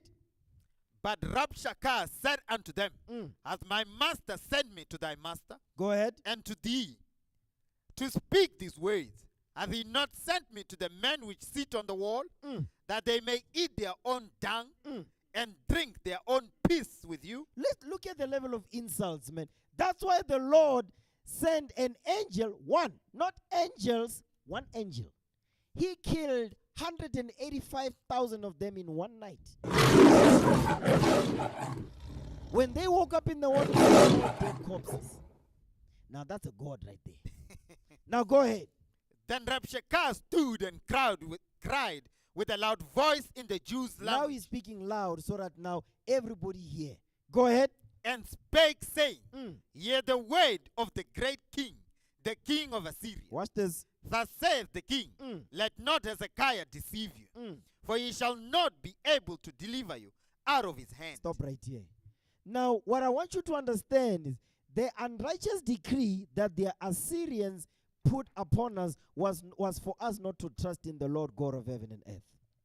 That right there is an unrighteous decree. And you see, they were speaking directly. They were not speaking in parables here. But there's a kingdom today in these last days. They are doing it indirectly, but they are repeating the exact same thing that Rabshakeh was saying unto Hezekiah. How do they do it? They gave us white Jesus. And after that, they say, color doesn't matter. Because if they say directly, it will be too obvious. Yes, sir. So you see what they took from the Assyrian Empire? They took this. Yes, sir. Don't trust in the Lord your God. Whatever these Israelites are teaching, it don't mean nothing. God loves everyone. You understand? Don't be listening to these Israelites. They are teaching hate. Yes, sir. That's the same thing. But guess what? Yeah, Rabshakeh was saying it directly. Today, guess what? You're dealing with a different type of snake. Sure. You understand? He doesn't do it directly. And guess what he's using?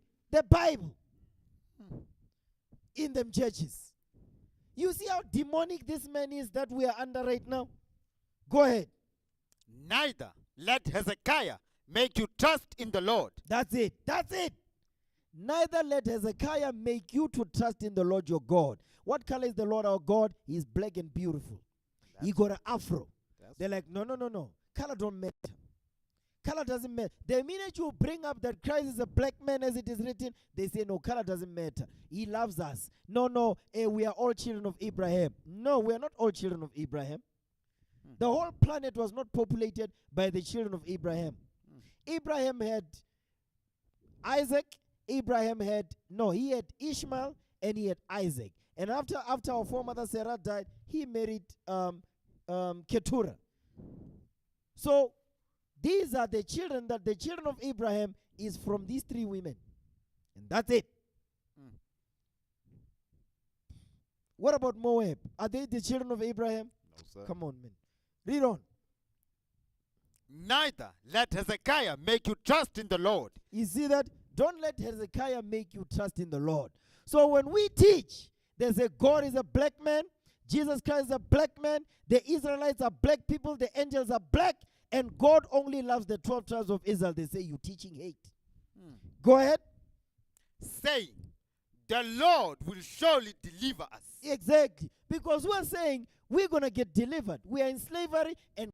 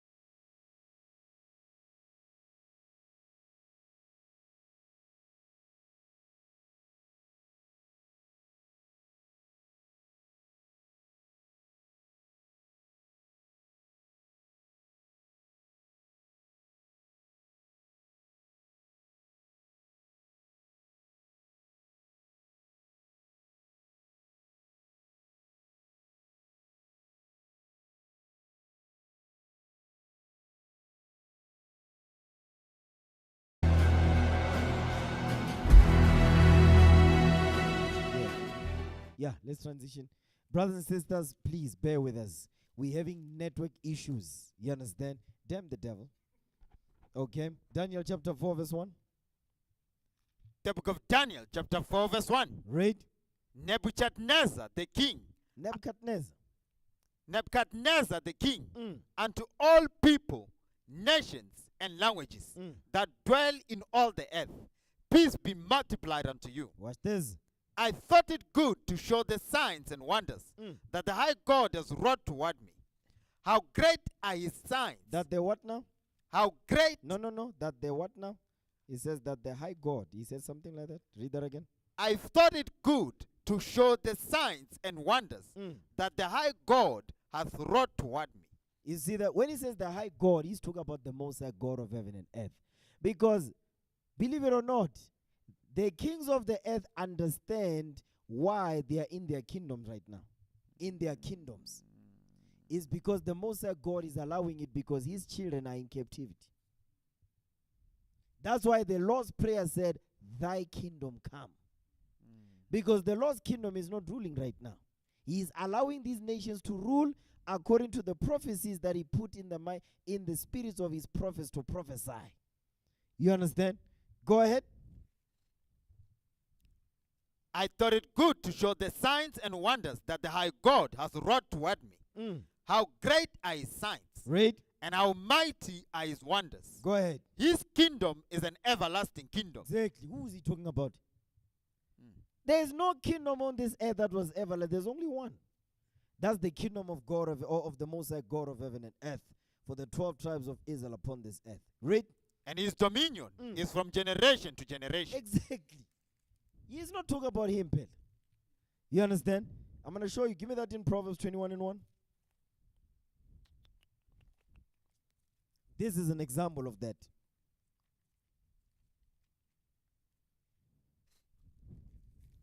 Come on. The book of Proverbs, chapter 21, verse 1. Read. The king's heart is in the hand of the Lord. You see this? The king's heart is in the hand of the Lord. So he can control what he does. Donald Trump, all these executive orders, these unrighteous decrees, he be signing and signing. It's not because that's what he wants. The Most High God is making him do it. The same way Pharaoh didn't want to do what he was doing. The Lord said, no, I'm going to harden Pharaoh's heart to do this. The Most High God has hardened Donald Trump's heart to do all this. It's not him doing this. The Lord is making him do it. You understand? Read. The king's heart is in the hand of the Lord. Read. As the rivers of water. He turneth it whithersoever he will. That's it. So he doesn't have control of what's going on. The Most High God of heaven and earth is controlling him. It's like, no, we don't really want to build nuclear bombs. This is how you want to build it. You understand? We really don't want to bomb the Houthis. No, we're going to bomb them. That's listen, man. And the least of the flock is the one that is playing puppet master. You understand? So now, give me Psalms 137.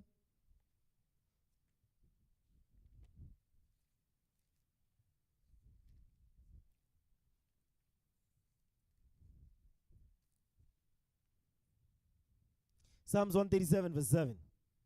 Now, I want to show you something, right? When Babylon came against us, because remember, Babylon took over, it came up against Judah because of what King Manasseh did. You understand? The Lord says, I'm going to punish you. And these kings that are being setting up after him, they're going to rebel. And guess what? Nebuchadnezzar going to come and he's going to do this to Judah because it's according to the prophecy. Okay? Now read that. Psalms 137 verse 7. This is when Babylon came against us. The book of Psalms, chapter 137, verse 7. Go ahead. Remember, O Lord, the children of Edom. It says, remember, O Lord, the children of Edom. Edom is the biblical name for the white man. Go ahead. In the day of Jerusalem. In the day of Jerusalem. Read. Who said, raise it, raise it. It says, destroy it, destroy, mean destroy Jerusalem, destroy it. Go ahead. Even to the foundation thereof. So now, when did the white men do all of this? Give me 1 Ezra 4 verse 44. 1 Ezra chapter 4 verse 44.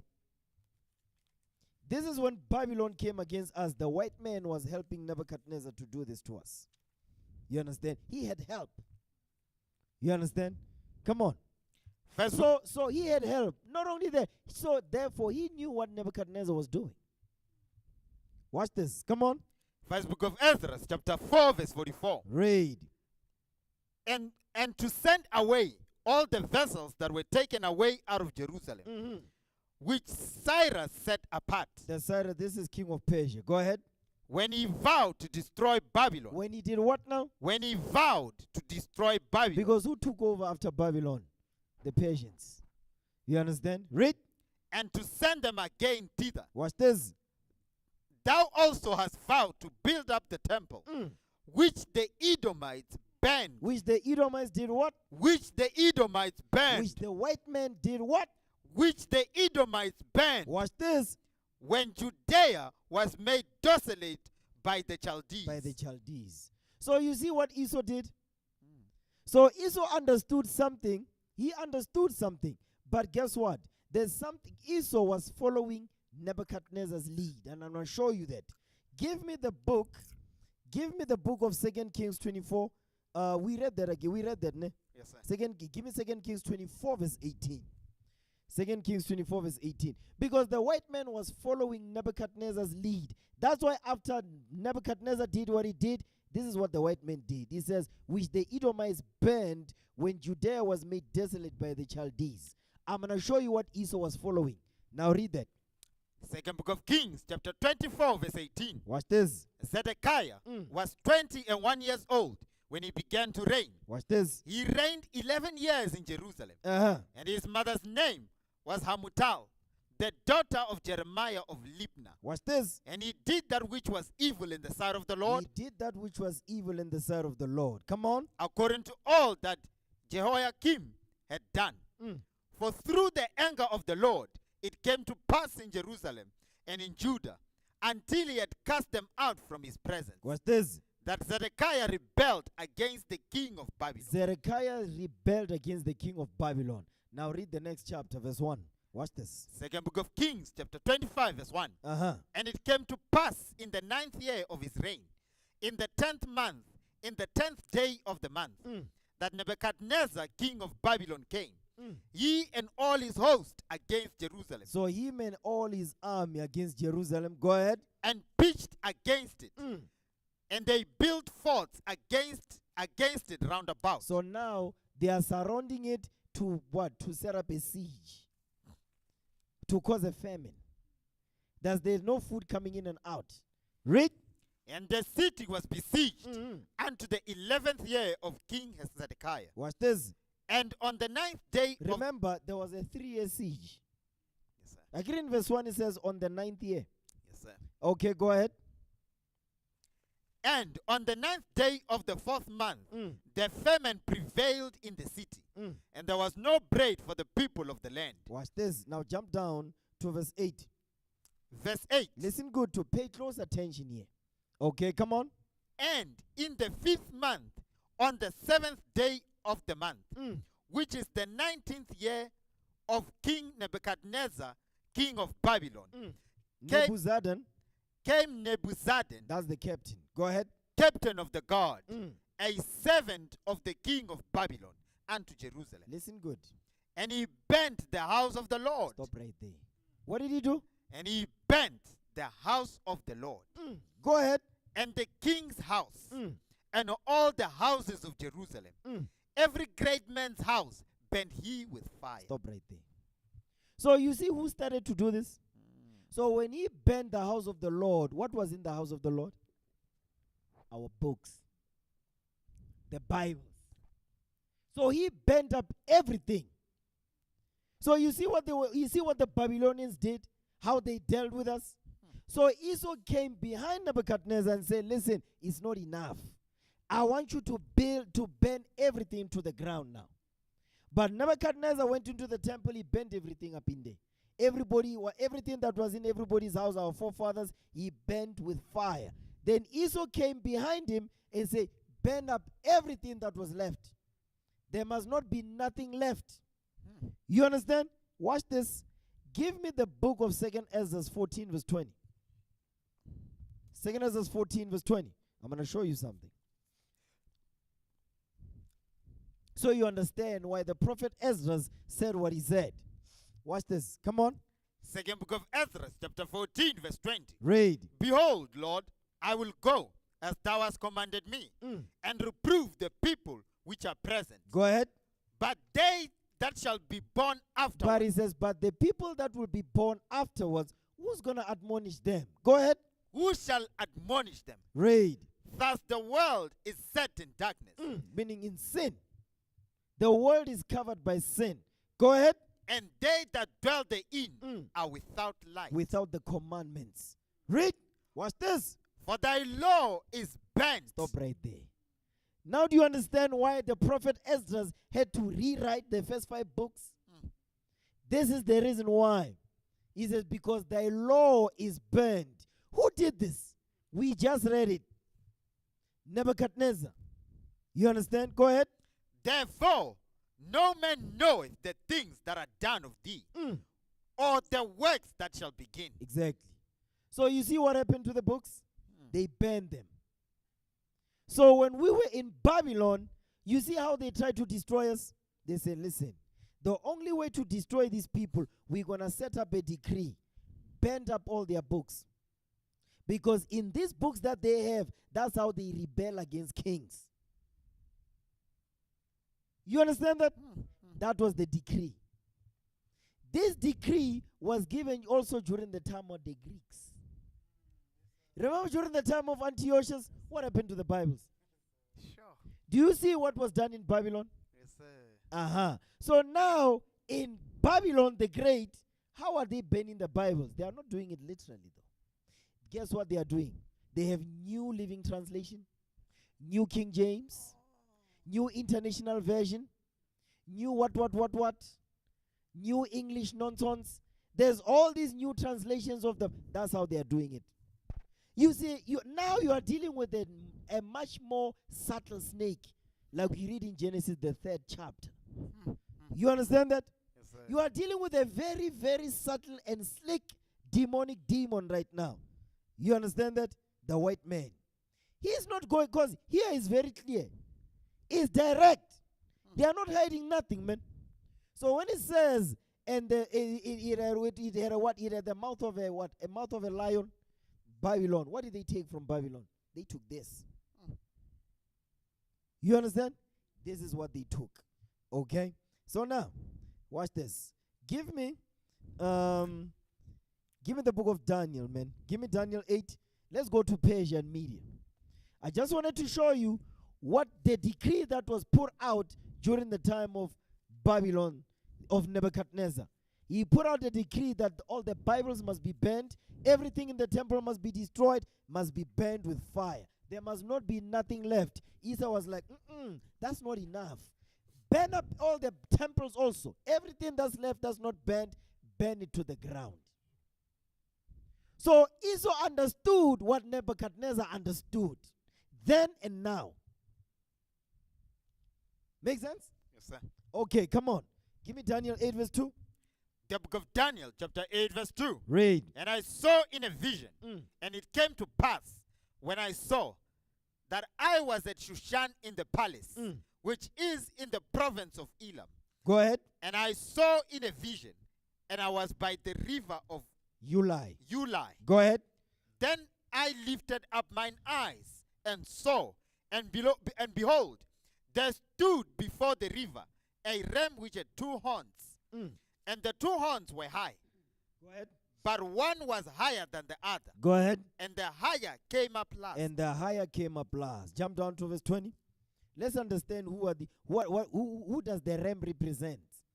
The ram with 2 horns. The one was higher, the other one was low. Persia and Media. Okay, go ahead. The book of Daniel, chapter 8, verse 20. Read. The ram which thou sawest, having 2 horns, are the kings of Media and Persia. Are the kings of Media and Persia.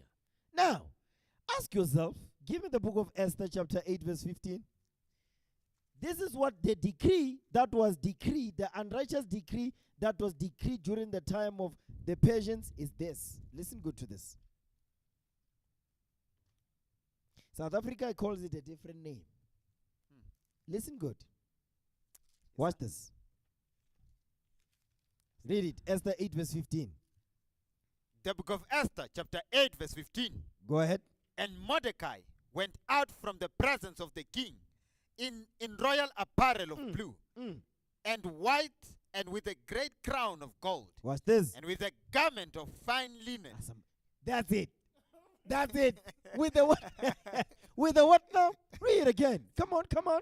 And with a garment of fine linen. That's what I was telling you, brethren. In the Bible, when you read about linen, they're not going to say just linen. Fine linen. Okay, come on. And purple. And the city of Shushan rejoiced and was glad. Watch this. The Jews had light and gladness and joy and honor. This is now Purim. Go ahead.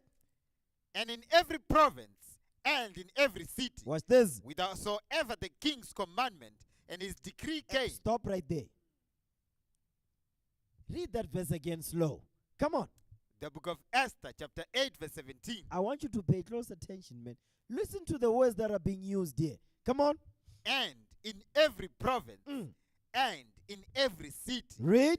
whithersoever the king's commandment The king's commandment and what? and his decree. And his what? And his decree And this decree was an unrighteous decree. I'm going to show you. Keep going. came.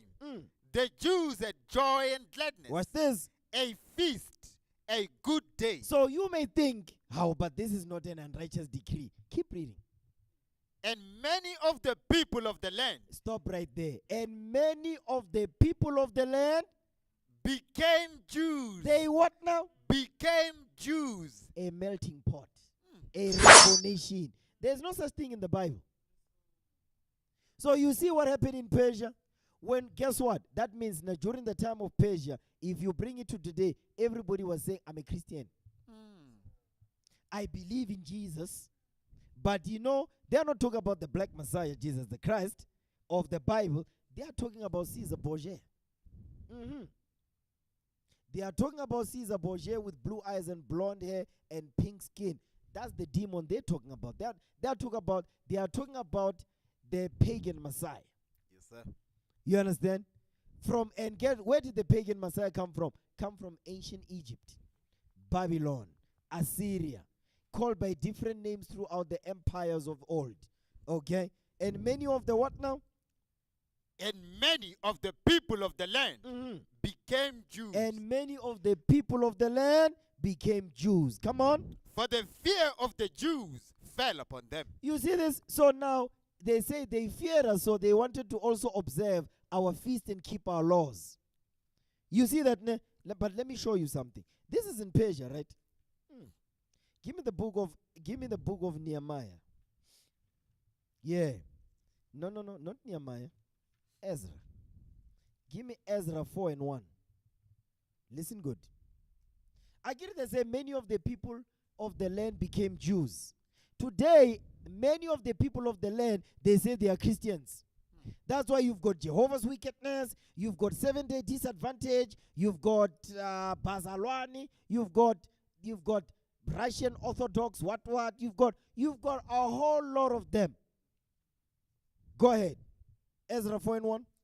The book of Ezra, chapter 4, verse 1. Listen good. Now, when the adversaries of Judah and Benjamin heard that the children of the captivity built at the temple unto the Lord God of Israel. Remember, the people, there was a decree that was put out by Cyrus at the command of the Most High that those of you that are here, go to Jerusalem and rebuild. You remember, ne? Yes, sir. Go ahead. Then they came to Zerubbabel and to the chief of the fathers and said unto them. Now, this is the adversaries of our people. Remember, these are the Persians and Medes. Read. Let us build with you, for we seek your God. Stop right there. You see this? For we also believe in the Bible. We believe in Jesus. That's why I got a cross. That's why they say, you see my cross? Yes, you see, I believe in Jesus. I believe what you believe. You believe in the Bible? Yes, I also believe in the Bible. I love Jesus. You understand that? That's the same thing we're reading here, man. Come on. As ye do. He says, we also believe in your God as you do. That's why we go to church on Sunday. We believe in your God as you do. but they don't believe in our God as we do. They don't keep the commandments. Okay, come on.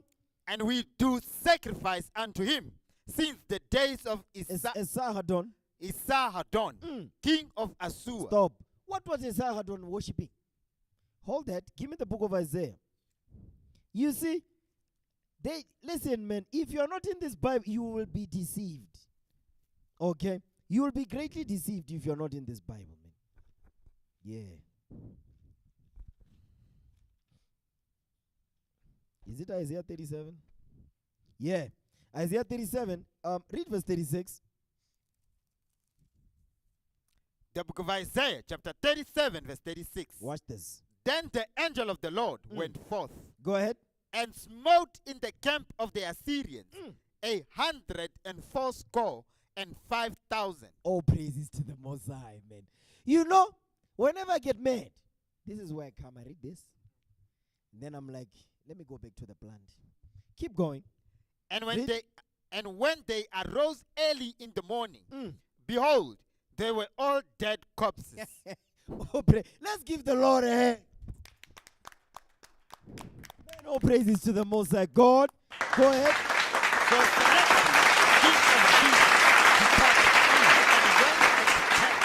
and dwelt at Nineveh. Watch this. And it came to pass, as he was worshipping in the house of Nishrok. You see, as he was worshipping in the house of Nishrok, go ahead. His God. We don't have that. They say we also worship your God as you do. That's not what we're reading here. They don't worship our God as we do. Go ahead. That Adramelech and Sharezer, his sons, smote him with the sword. And they escaped into the land of Armenia. And Esarhaddon, his son, reigned in his stead. So what was Esarhaddon worshipping? Nishrok, his God. The God of his fathers. Now go back to Ezra. That's why the scripture says precept upon precept. You understand? Now read that. Verse 2 again. The book of Ezra, chapter 4, verse 2. Then they came to Zerubbabel and to the chief of the fathers and said unto them, Read. Let us build with you, for we seek your God, as ye do. They are lying, man. The same way today, you see white people, Chinese people, Indian people talk about, no, we believe in Jesus. They are lying. Because if they found out that Jesus is a black man, do you think they'll still believe it? They'll still say, we worship your God as you do. Never. Go ahead. And we do sacrifice unto him since the days of Esarhaddon, king of Assur, which brought us up hither. So is he telling the truth? No, he's lying. What was Esarhaddon worshipping? Nishrok, his God.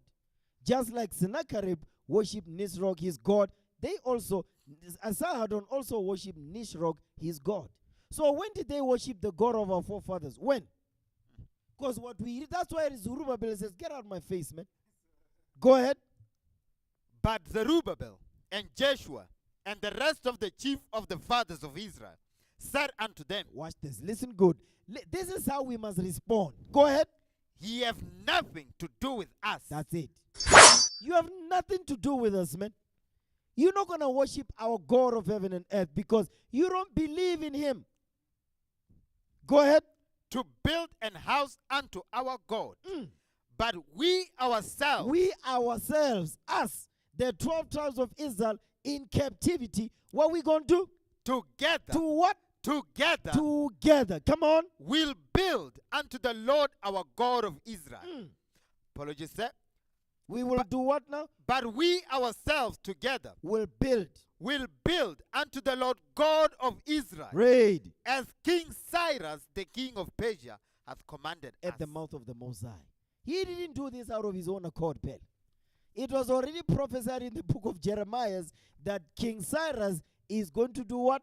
In the book of Kings, when you read Kings, Chronicles, you read about that prophecy again. Yes, sir. Yes. So that's what we're reading here. So they are lying. So if you're not in this Bible, you are going to be deceived. Yes, now go back to Esther. Chapter 8. Read verse 15 one more again.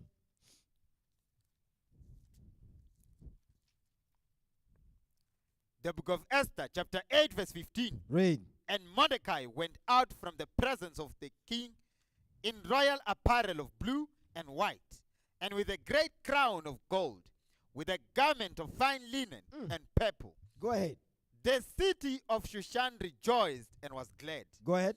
The Jews had light and gladness and joy and honor. Read. And in every province and in every city, whithersoever the king's commandment and his decree came. And his decree came.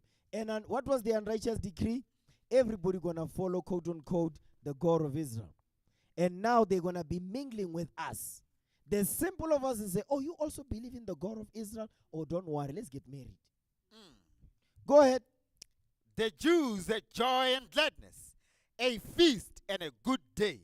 And many of the people of the land. Many of the people of the land, the Persians and the Medes, the same Persians and the Medes that lied about what the Assyrians were worshipping.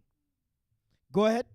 Became Jews. Became Jews. For the fear of the Jews fell upon them. So you see what they did?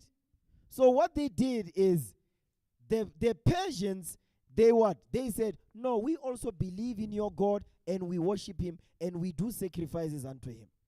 Which is a lie. Yes, because today is the same thing. So America took that and said, no, we are Christians now. We also worship your God as you do. But guess what? They created a new Jesus which we have not taught. I say something. Now, watch this. Give me that in First Ezra, man. I'm going to show you something else, though. First Ezra chapter 5. First Ezra chapter 5, read verse 72.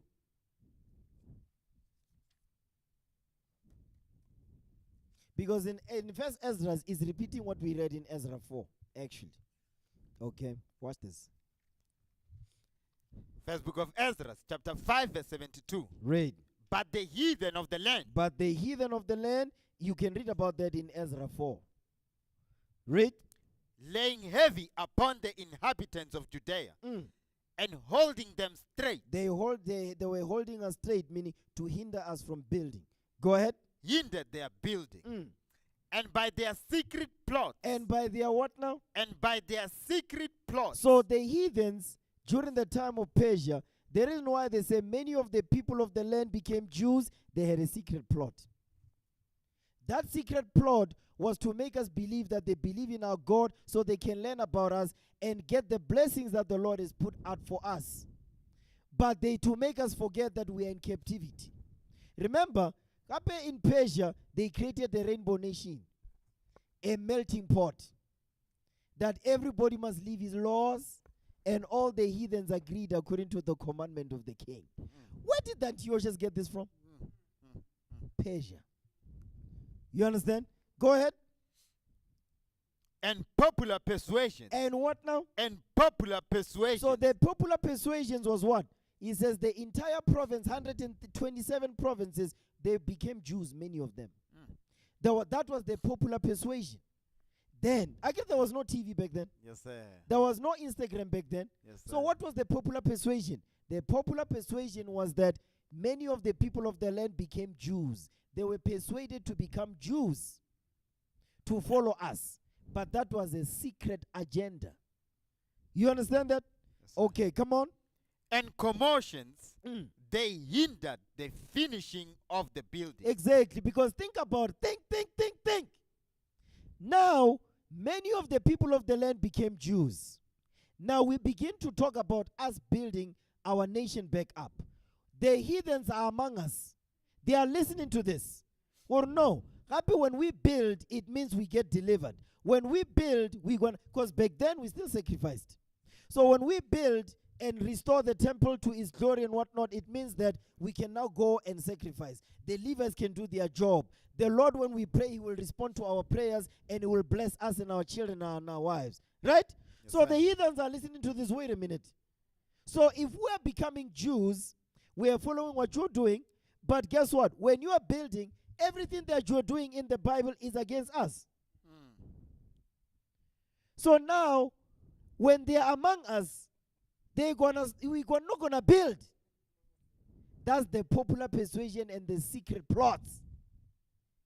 Make sense? Yes, sir. That's why here the prophet Ezra, in the spirit of the Lord, he says, they hinder, it says what? Holding them straight. They hindered their building. Of course they hindered our building because many of them became Jews. That means they were in our circles. They were in our temples when we prayed. When we discussed matters of the nation, they were among us. So once they hear what we discuss, where do they go? Because they go back and talk among themselves to say, wait a minute, did you hear what they're saying? I bet their building is our demise. So then, that's the popular persuasion. It says everybody many of them became Jews. That was the popular persuasion throughout 127 provinces. Not only that, but they will be among us to hinder us from building. That's why Zerubbabel says he have nothing to do with us because he knew when the heathens among us, you can't build. Yes, sir. They're going to be doing anything and everything to stop you from building, man. You understand? Go ahead. Verse 73 again. First book of Ezra, chapter 5, verse 73. And by their secret plots and popular persuasion Go ahead. and commotions, they hindered the finishing of the building Read. all the time that King Cyrus lived. So they were hindered from building for the space of 2 years. You see what happened? And this happened multiple times, by the way. It wasn't just once. Go ahead. Until the reign of Darius. Now watch this. Go back to Ezra 4. Read Ezra 4 and 4 now. So that thing of many of them, that was an unrighteous decree, but it was a popular persuasion. Okay, come on. The book of Ezra, chapter 4, verse 4. Then the people of the land weakened the hands of the people of Judah and troubled them in building. Watch this. And hired counselors against them. You see this? Because remember, many of the people of the land became Jews. Today they say, no, we Christians. We also believe in that. So we now imagine we allowed Edomites in here. We allowed Elamites in here. We allowed Moabites in here. What do you think was going to happen? How much hindering or hindrance were they going to be? They were going to be in our congregation planting drugs. They were going to be in our congregation recording private conversations and putting them out there. That's what they were going to do. They were going to cause much confusion up in the congregation. You understand? Go ahead. And hired counselors against them to frustrate their purpose all the days of Cyrus, king of Persia. Exactly. Go ahead. Even until the reign of Darius, king of Persia. You see, that's what we just read. Now, watch this. Keep going. And in the reign of Ahasuerus, in the beginning of his reign. Now, this is during the time now when Haman was going to be in the picture. Go ahead. Wrote they unto him an accusation against the inhabitants of Judah. That's it. You see the accusation? Their secret plots and popular persuasion. The popular persuasion, that's when many of them became Jews. The secret plots is what we're reading here. You understand? Yes, Go ahead. And Jerusalem. In the days of Artaxerxes wrote Bishlam, Mithredath, Tabiel, and the rest of their companions, unto Artaxerxes king of Persia. Read. And the writing of the letter was written in the Syrian tongue and interpreted in the Syrian tongue. Now, go ahead. Watch this. Rehum the chancellor and Shimshai the scribe wrote a letter against Jerusalem to Artaxerxes the king in this sort. Jump down to verse 12. Listen good. Read verse 11 and 12. The book of Ezra, chapter 4, verse 11. Read. This is the copy of the letter that they sent unto him. Watch this. Even unto Artaxerxes the king. Listen good. Thy servants, the men on this side, the river, and at such a time, Come on. be it known unto the king, that the Jews which came up from thee to us are come unto Jerusalem, building the rebellious and the bad city. Stop right there. You see this? So now, the same speech that the Persians had back then is the same speech that the white man has today. Yes, sir. So when we go to the street corners, because we have the stones to stand up, you know where? Kokoni Nkosantini. Mm. And teach that the white man is the devil. Yes, sir. And guess what? That place, you know what the beauty about it is, because that's a public place where people come there. I see them on Friday, they be singing over there, beating drums, Persians. I see them. I used to work there, man. I used to see them. You understand? But we go there to Ephesus and teach and say Christ is a black man. That's right. And make him mad. So now when we do that, this is what they say. And guess what? We're not teaching, we're not insulting them. No, sir. You know, that's the beauty of how we teach in this congregation. We teach what is as it is written. And you can see, or wait a minute, I bet they are reading it out of the Bible. Yes, What sir. you gonna do? You understand? Go ahead. And have set up the walls thereof, and joined the foundations. Go ahead. Be it known unto the king that if this city be builded, He says, listen, you must understand that if this city is built, and remember, these ones, they are outside. yes, sir. Zerubbabel said, no, we don't want you up in here. So now imagine now if they were within. What do you think was going to happen, man? Go ahead. And the walls set up again, Uh-huh. then will they not pay toll, tribute, or custom? You see, he is accusing us now. These are false accusations, man. You understand? Go ahead. And so thou shalt damage the revenue of the king. He says now the king going to lose money. Read. Now because we have maintenance from the king's palace, and it was not meet for us to see the king's dishonor. Watch this. Therefore have we set and certified the king. Exactly. So you see what we're reading here? What we are reading, brethren, is a secret plot. This right here, this is a secret plot. Go ahead. That search may be made in the book of the records of thy fathers. So shalt thou find in the book of the records, and know that this city is a rebellious city, and hateful unto kings and provinces. Go ahead. And that they have moved sedition within the same of all time. You see, it says now we are seditious. We are rebellious against kings and against executive orders and unrighteous decrees. I bet that's seditious is you rising up against the government. You understand? That's what it means. Go ahead. For which cause was this city destroyed? We certify the king that if this city be builded again, and the walls thereof set up, by this means thou shalt have no portion on this side the river. Exactly.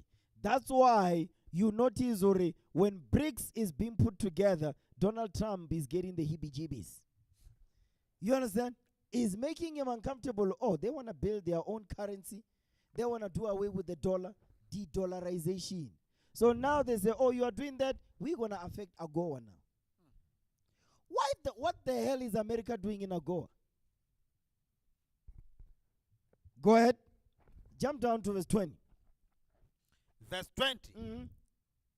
There have been mighty kings also over Jerusalem, which have ruled over all the countries beyond the river, and toll, tribute, and custom was paid unto them. Because this is what the nations don't want. The nations don't want us to be set up because they know they're going to have to pay this. So they cannot afford for the 12 tribes of Israel to rise up. So now do you understand, or whenever an unrighteous decree is set up, what does that mean? Is to target the 12 tribes of Israel to hinder us from building our nation back up. That's why the white man knows. I'm mentioning him because he is the last one to deal with. But what I'm saying, I'm showing you is, today I'm bringing it today so you understand. The reason why they're doing this, they're setting up these unrighteous decrees, the first thing they did was to rewrite, to do the new translations of the Bible. Because they know these people, Pella, there's only one book that is going to raise them back up, and it's this book. So we need to start with that. So back then they set it on fire. What is today doing? They are quote unquote translating it. What do you need to translate? I am black. There's no need, there's no translation that's required there. But guess what? The white man is translating it because that's not understandable enough. I'm black. The Bible says I'm black and beautiful. What do you need to translate? Yes, sir. You understand? Mhm. So, the popular persuasion back then is what we read in Esther. The secret clause is these letters that they are writing because they were pushed out to say, no, we don't need your help. We got this. We fine. You understand? Yes, Because they don't want, they cannot handle rejection. Now watch this. Now let's go to the time of the Greeks now. Go back to Daniel 8, read verse 5.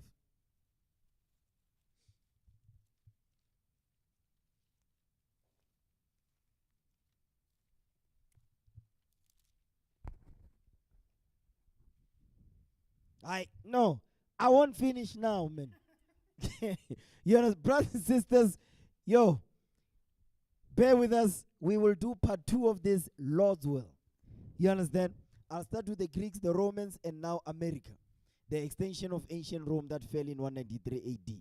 Lord's will, I can touch on that. So, brothers, let's break bread. Brothers and sisters, we'll do part 2 of this unrighteous decree class. You understand? Bear with us, okay? Show mercy, okay? All praises to the Most High. But there's a lot more coming. Lord's will, we can go over it. So with that, we're going to break bread in the name of our Lord and Savior, Jesus the Christ. Okay? Let's give the Lord a hand, man. All praises.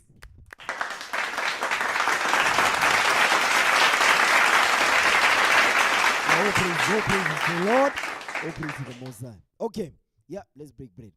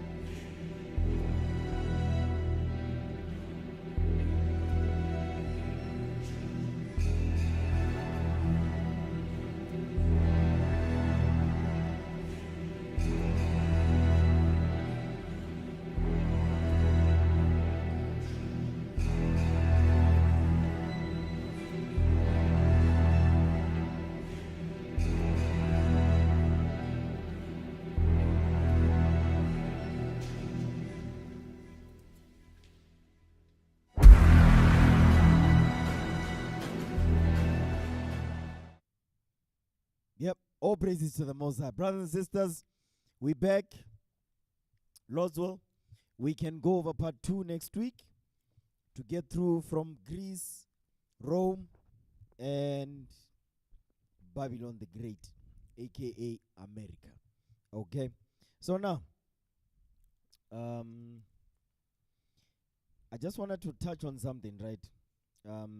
So these popular persuasions, back then there was no media, there was none of that, but today there's popular persuasions, which is the media.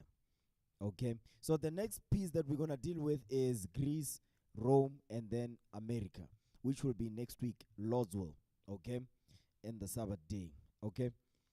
But I do want to touch on something. Give me the book of Acts 26. Acts 26, read verse 3. I just want to show you something that, you know what, ne?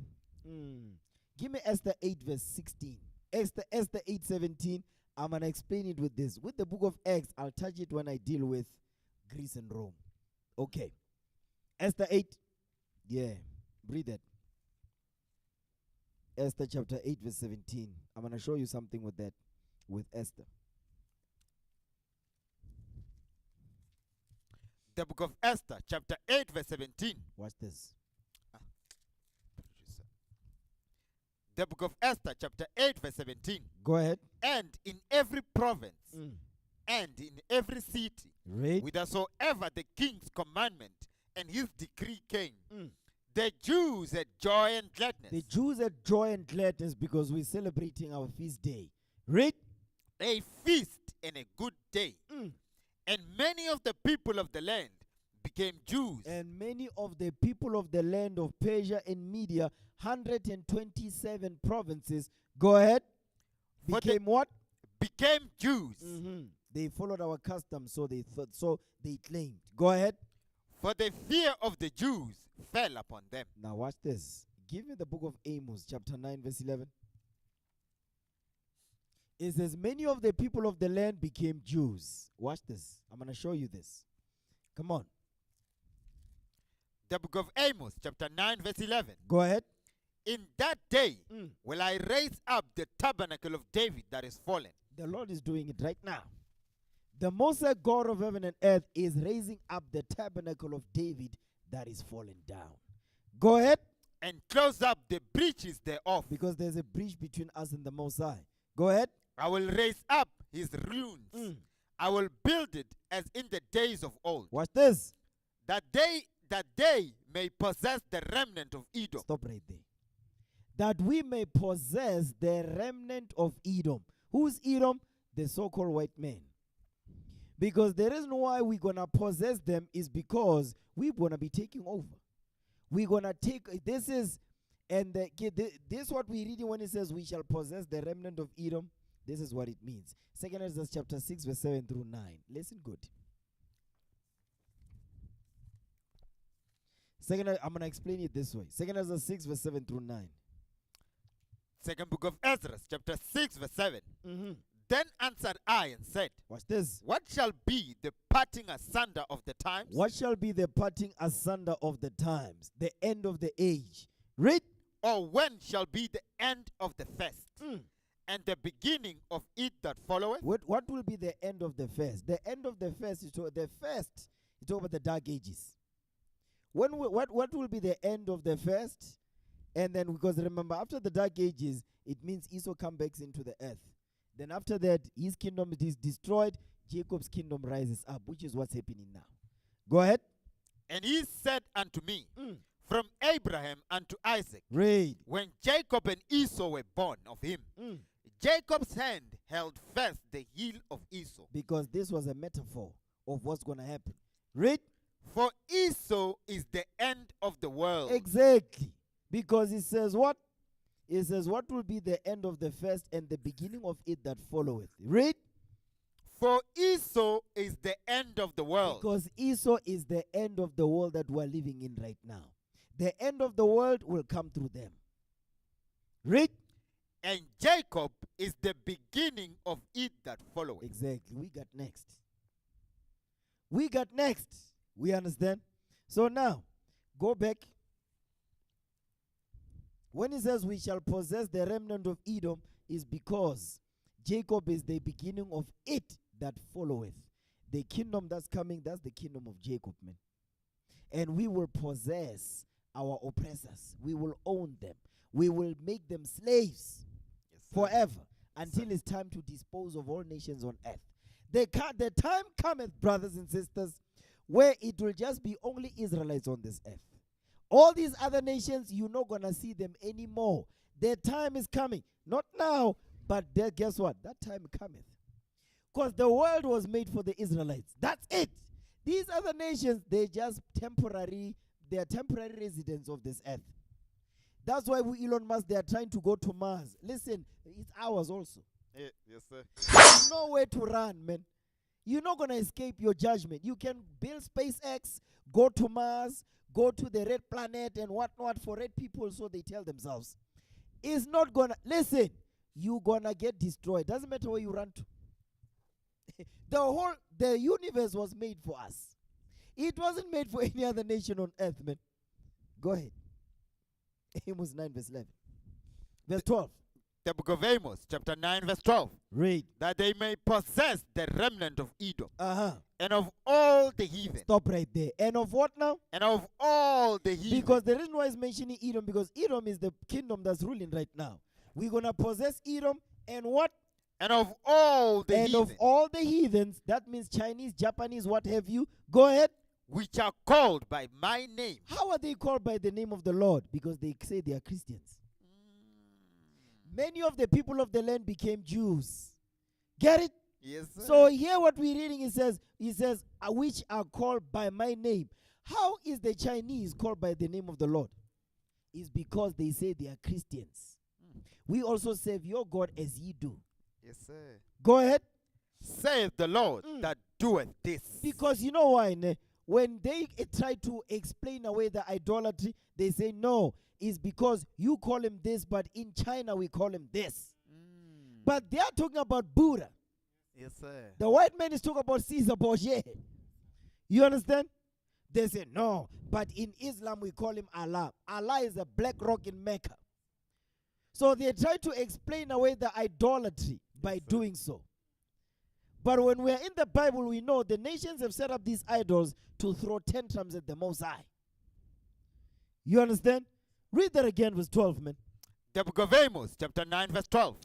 That they may possess the remnant of Edom. Read. And of all the heathen, which are called by my name, saith the Lord that doeth this. Give me Acts 15, 16, and 17. Listen good.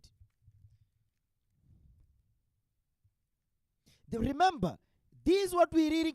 Some of you have lost the plot. We are going over unrighteous decrees from the time of Egypt unto Babylon the Great. Go ahead. The book of Acts, chapter 15, verse 16. Read. After this I will return and will build again the tabernacle of David, which is fallen down. Read. I will build again the ruins thereof, and I will set it up. Oh, praises. Come on. That the residue of men. Stop. You see, he didn't mention Edom.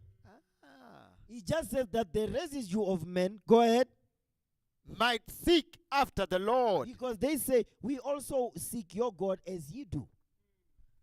That's the same word that was used even. Go ahead. And all the Gentiles. And all the Gentiles, come on. Upon whom my name is called. So the Apostle Peter is quoting the prophet Amos. Read. Saith the Lord, who doeth all these things. To make them believe they are also part of the covenant. You see how this works? Sure. Our praises to the Most High. So with that, we say shalom. Lord's will proceed next week on the Sabbath day to continue on this class. But wow, it's good to be back. All praises to the Most High. Let's give the Lord another hand. All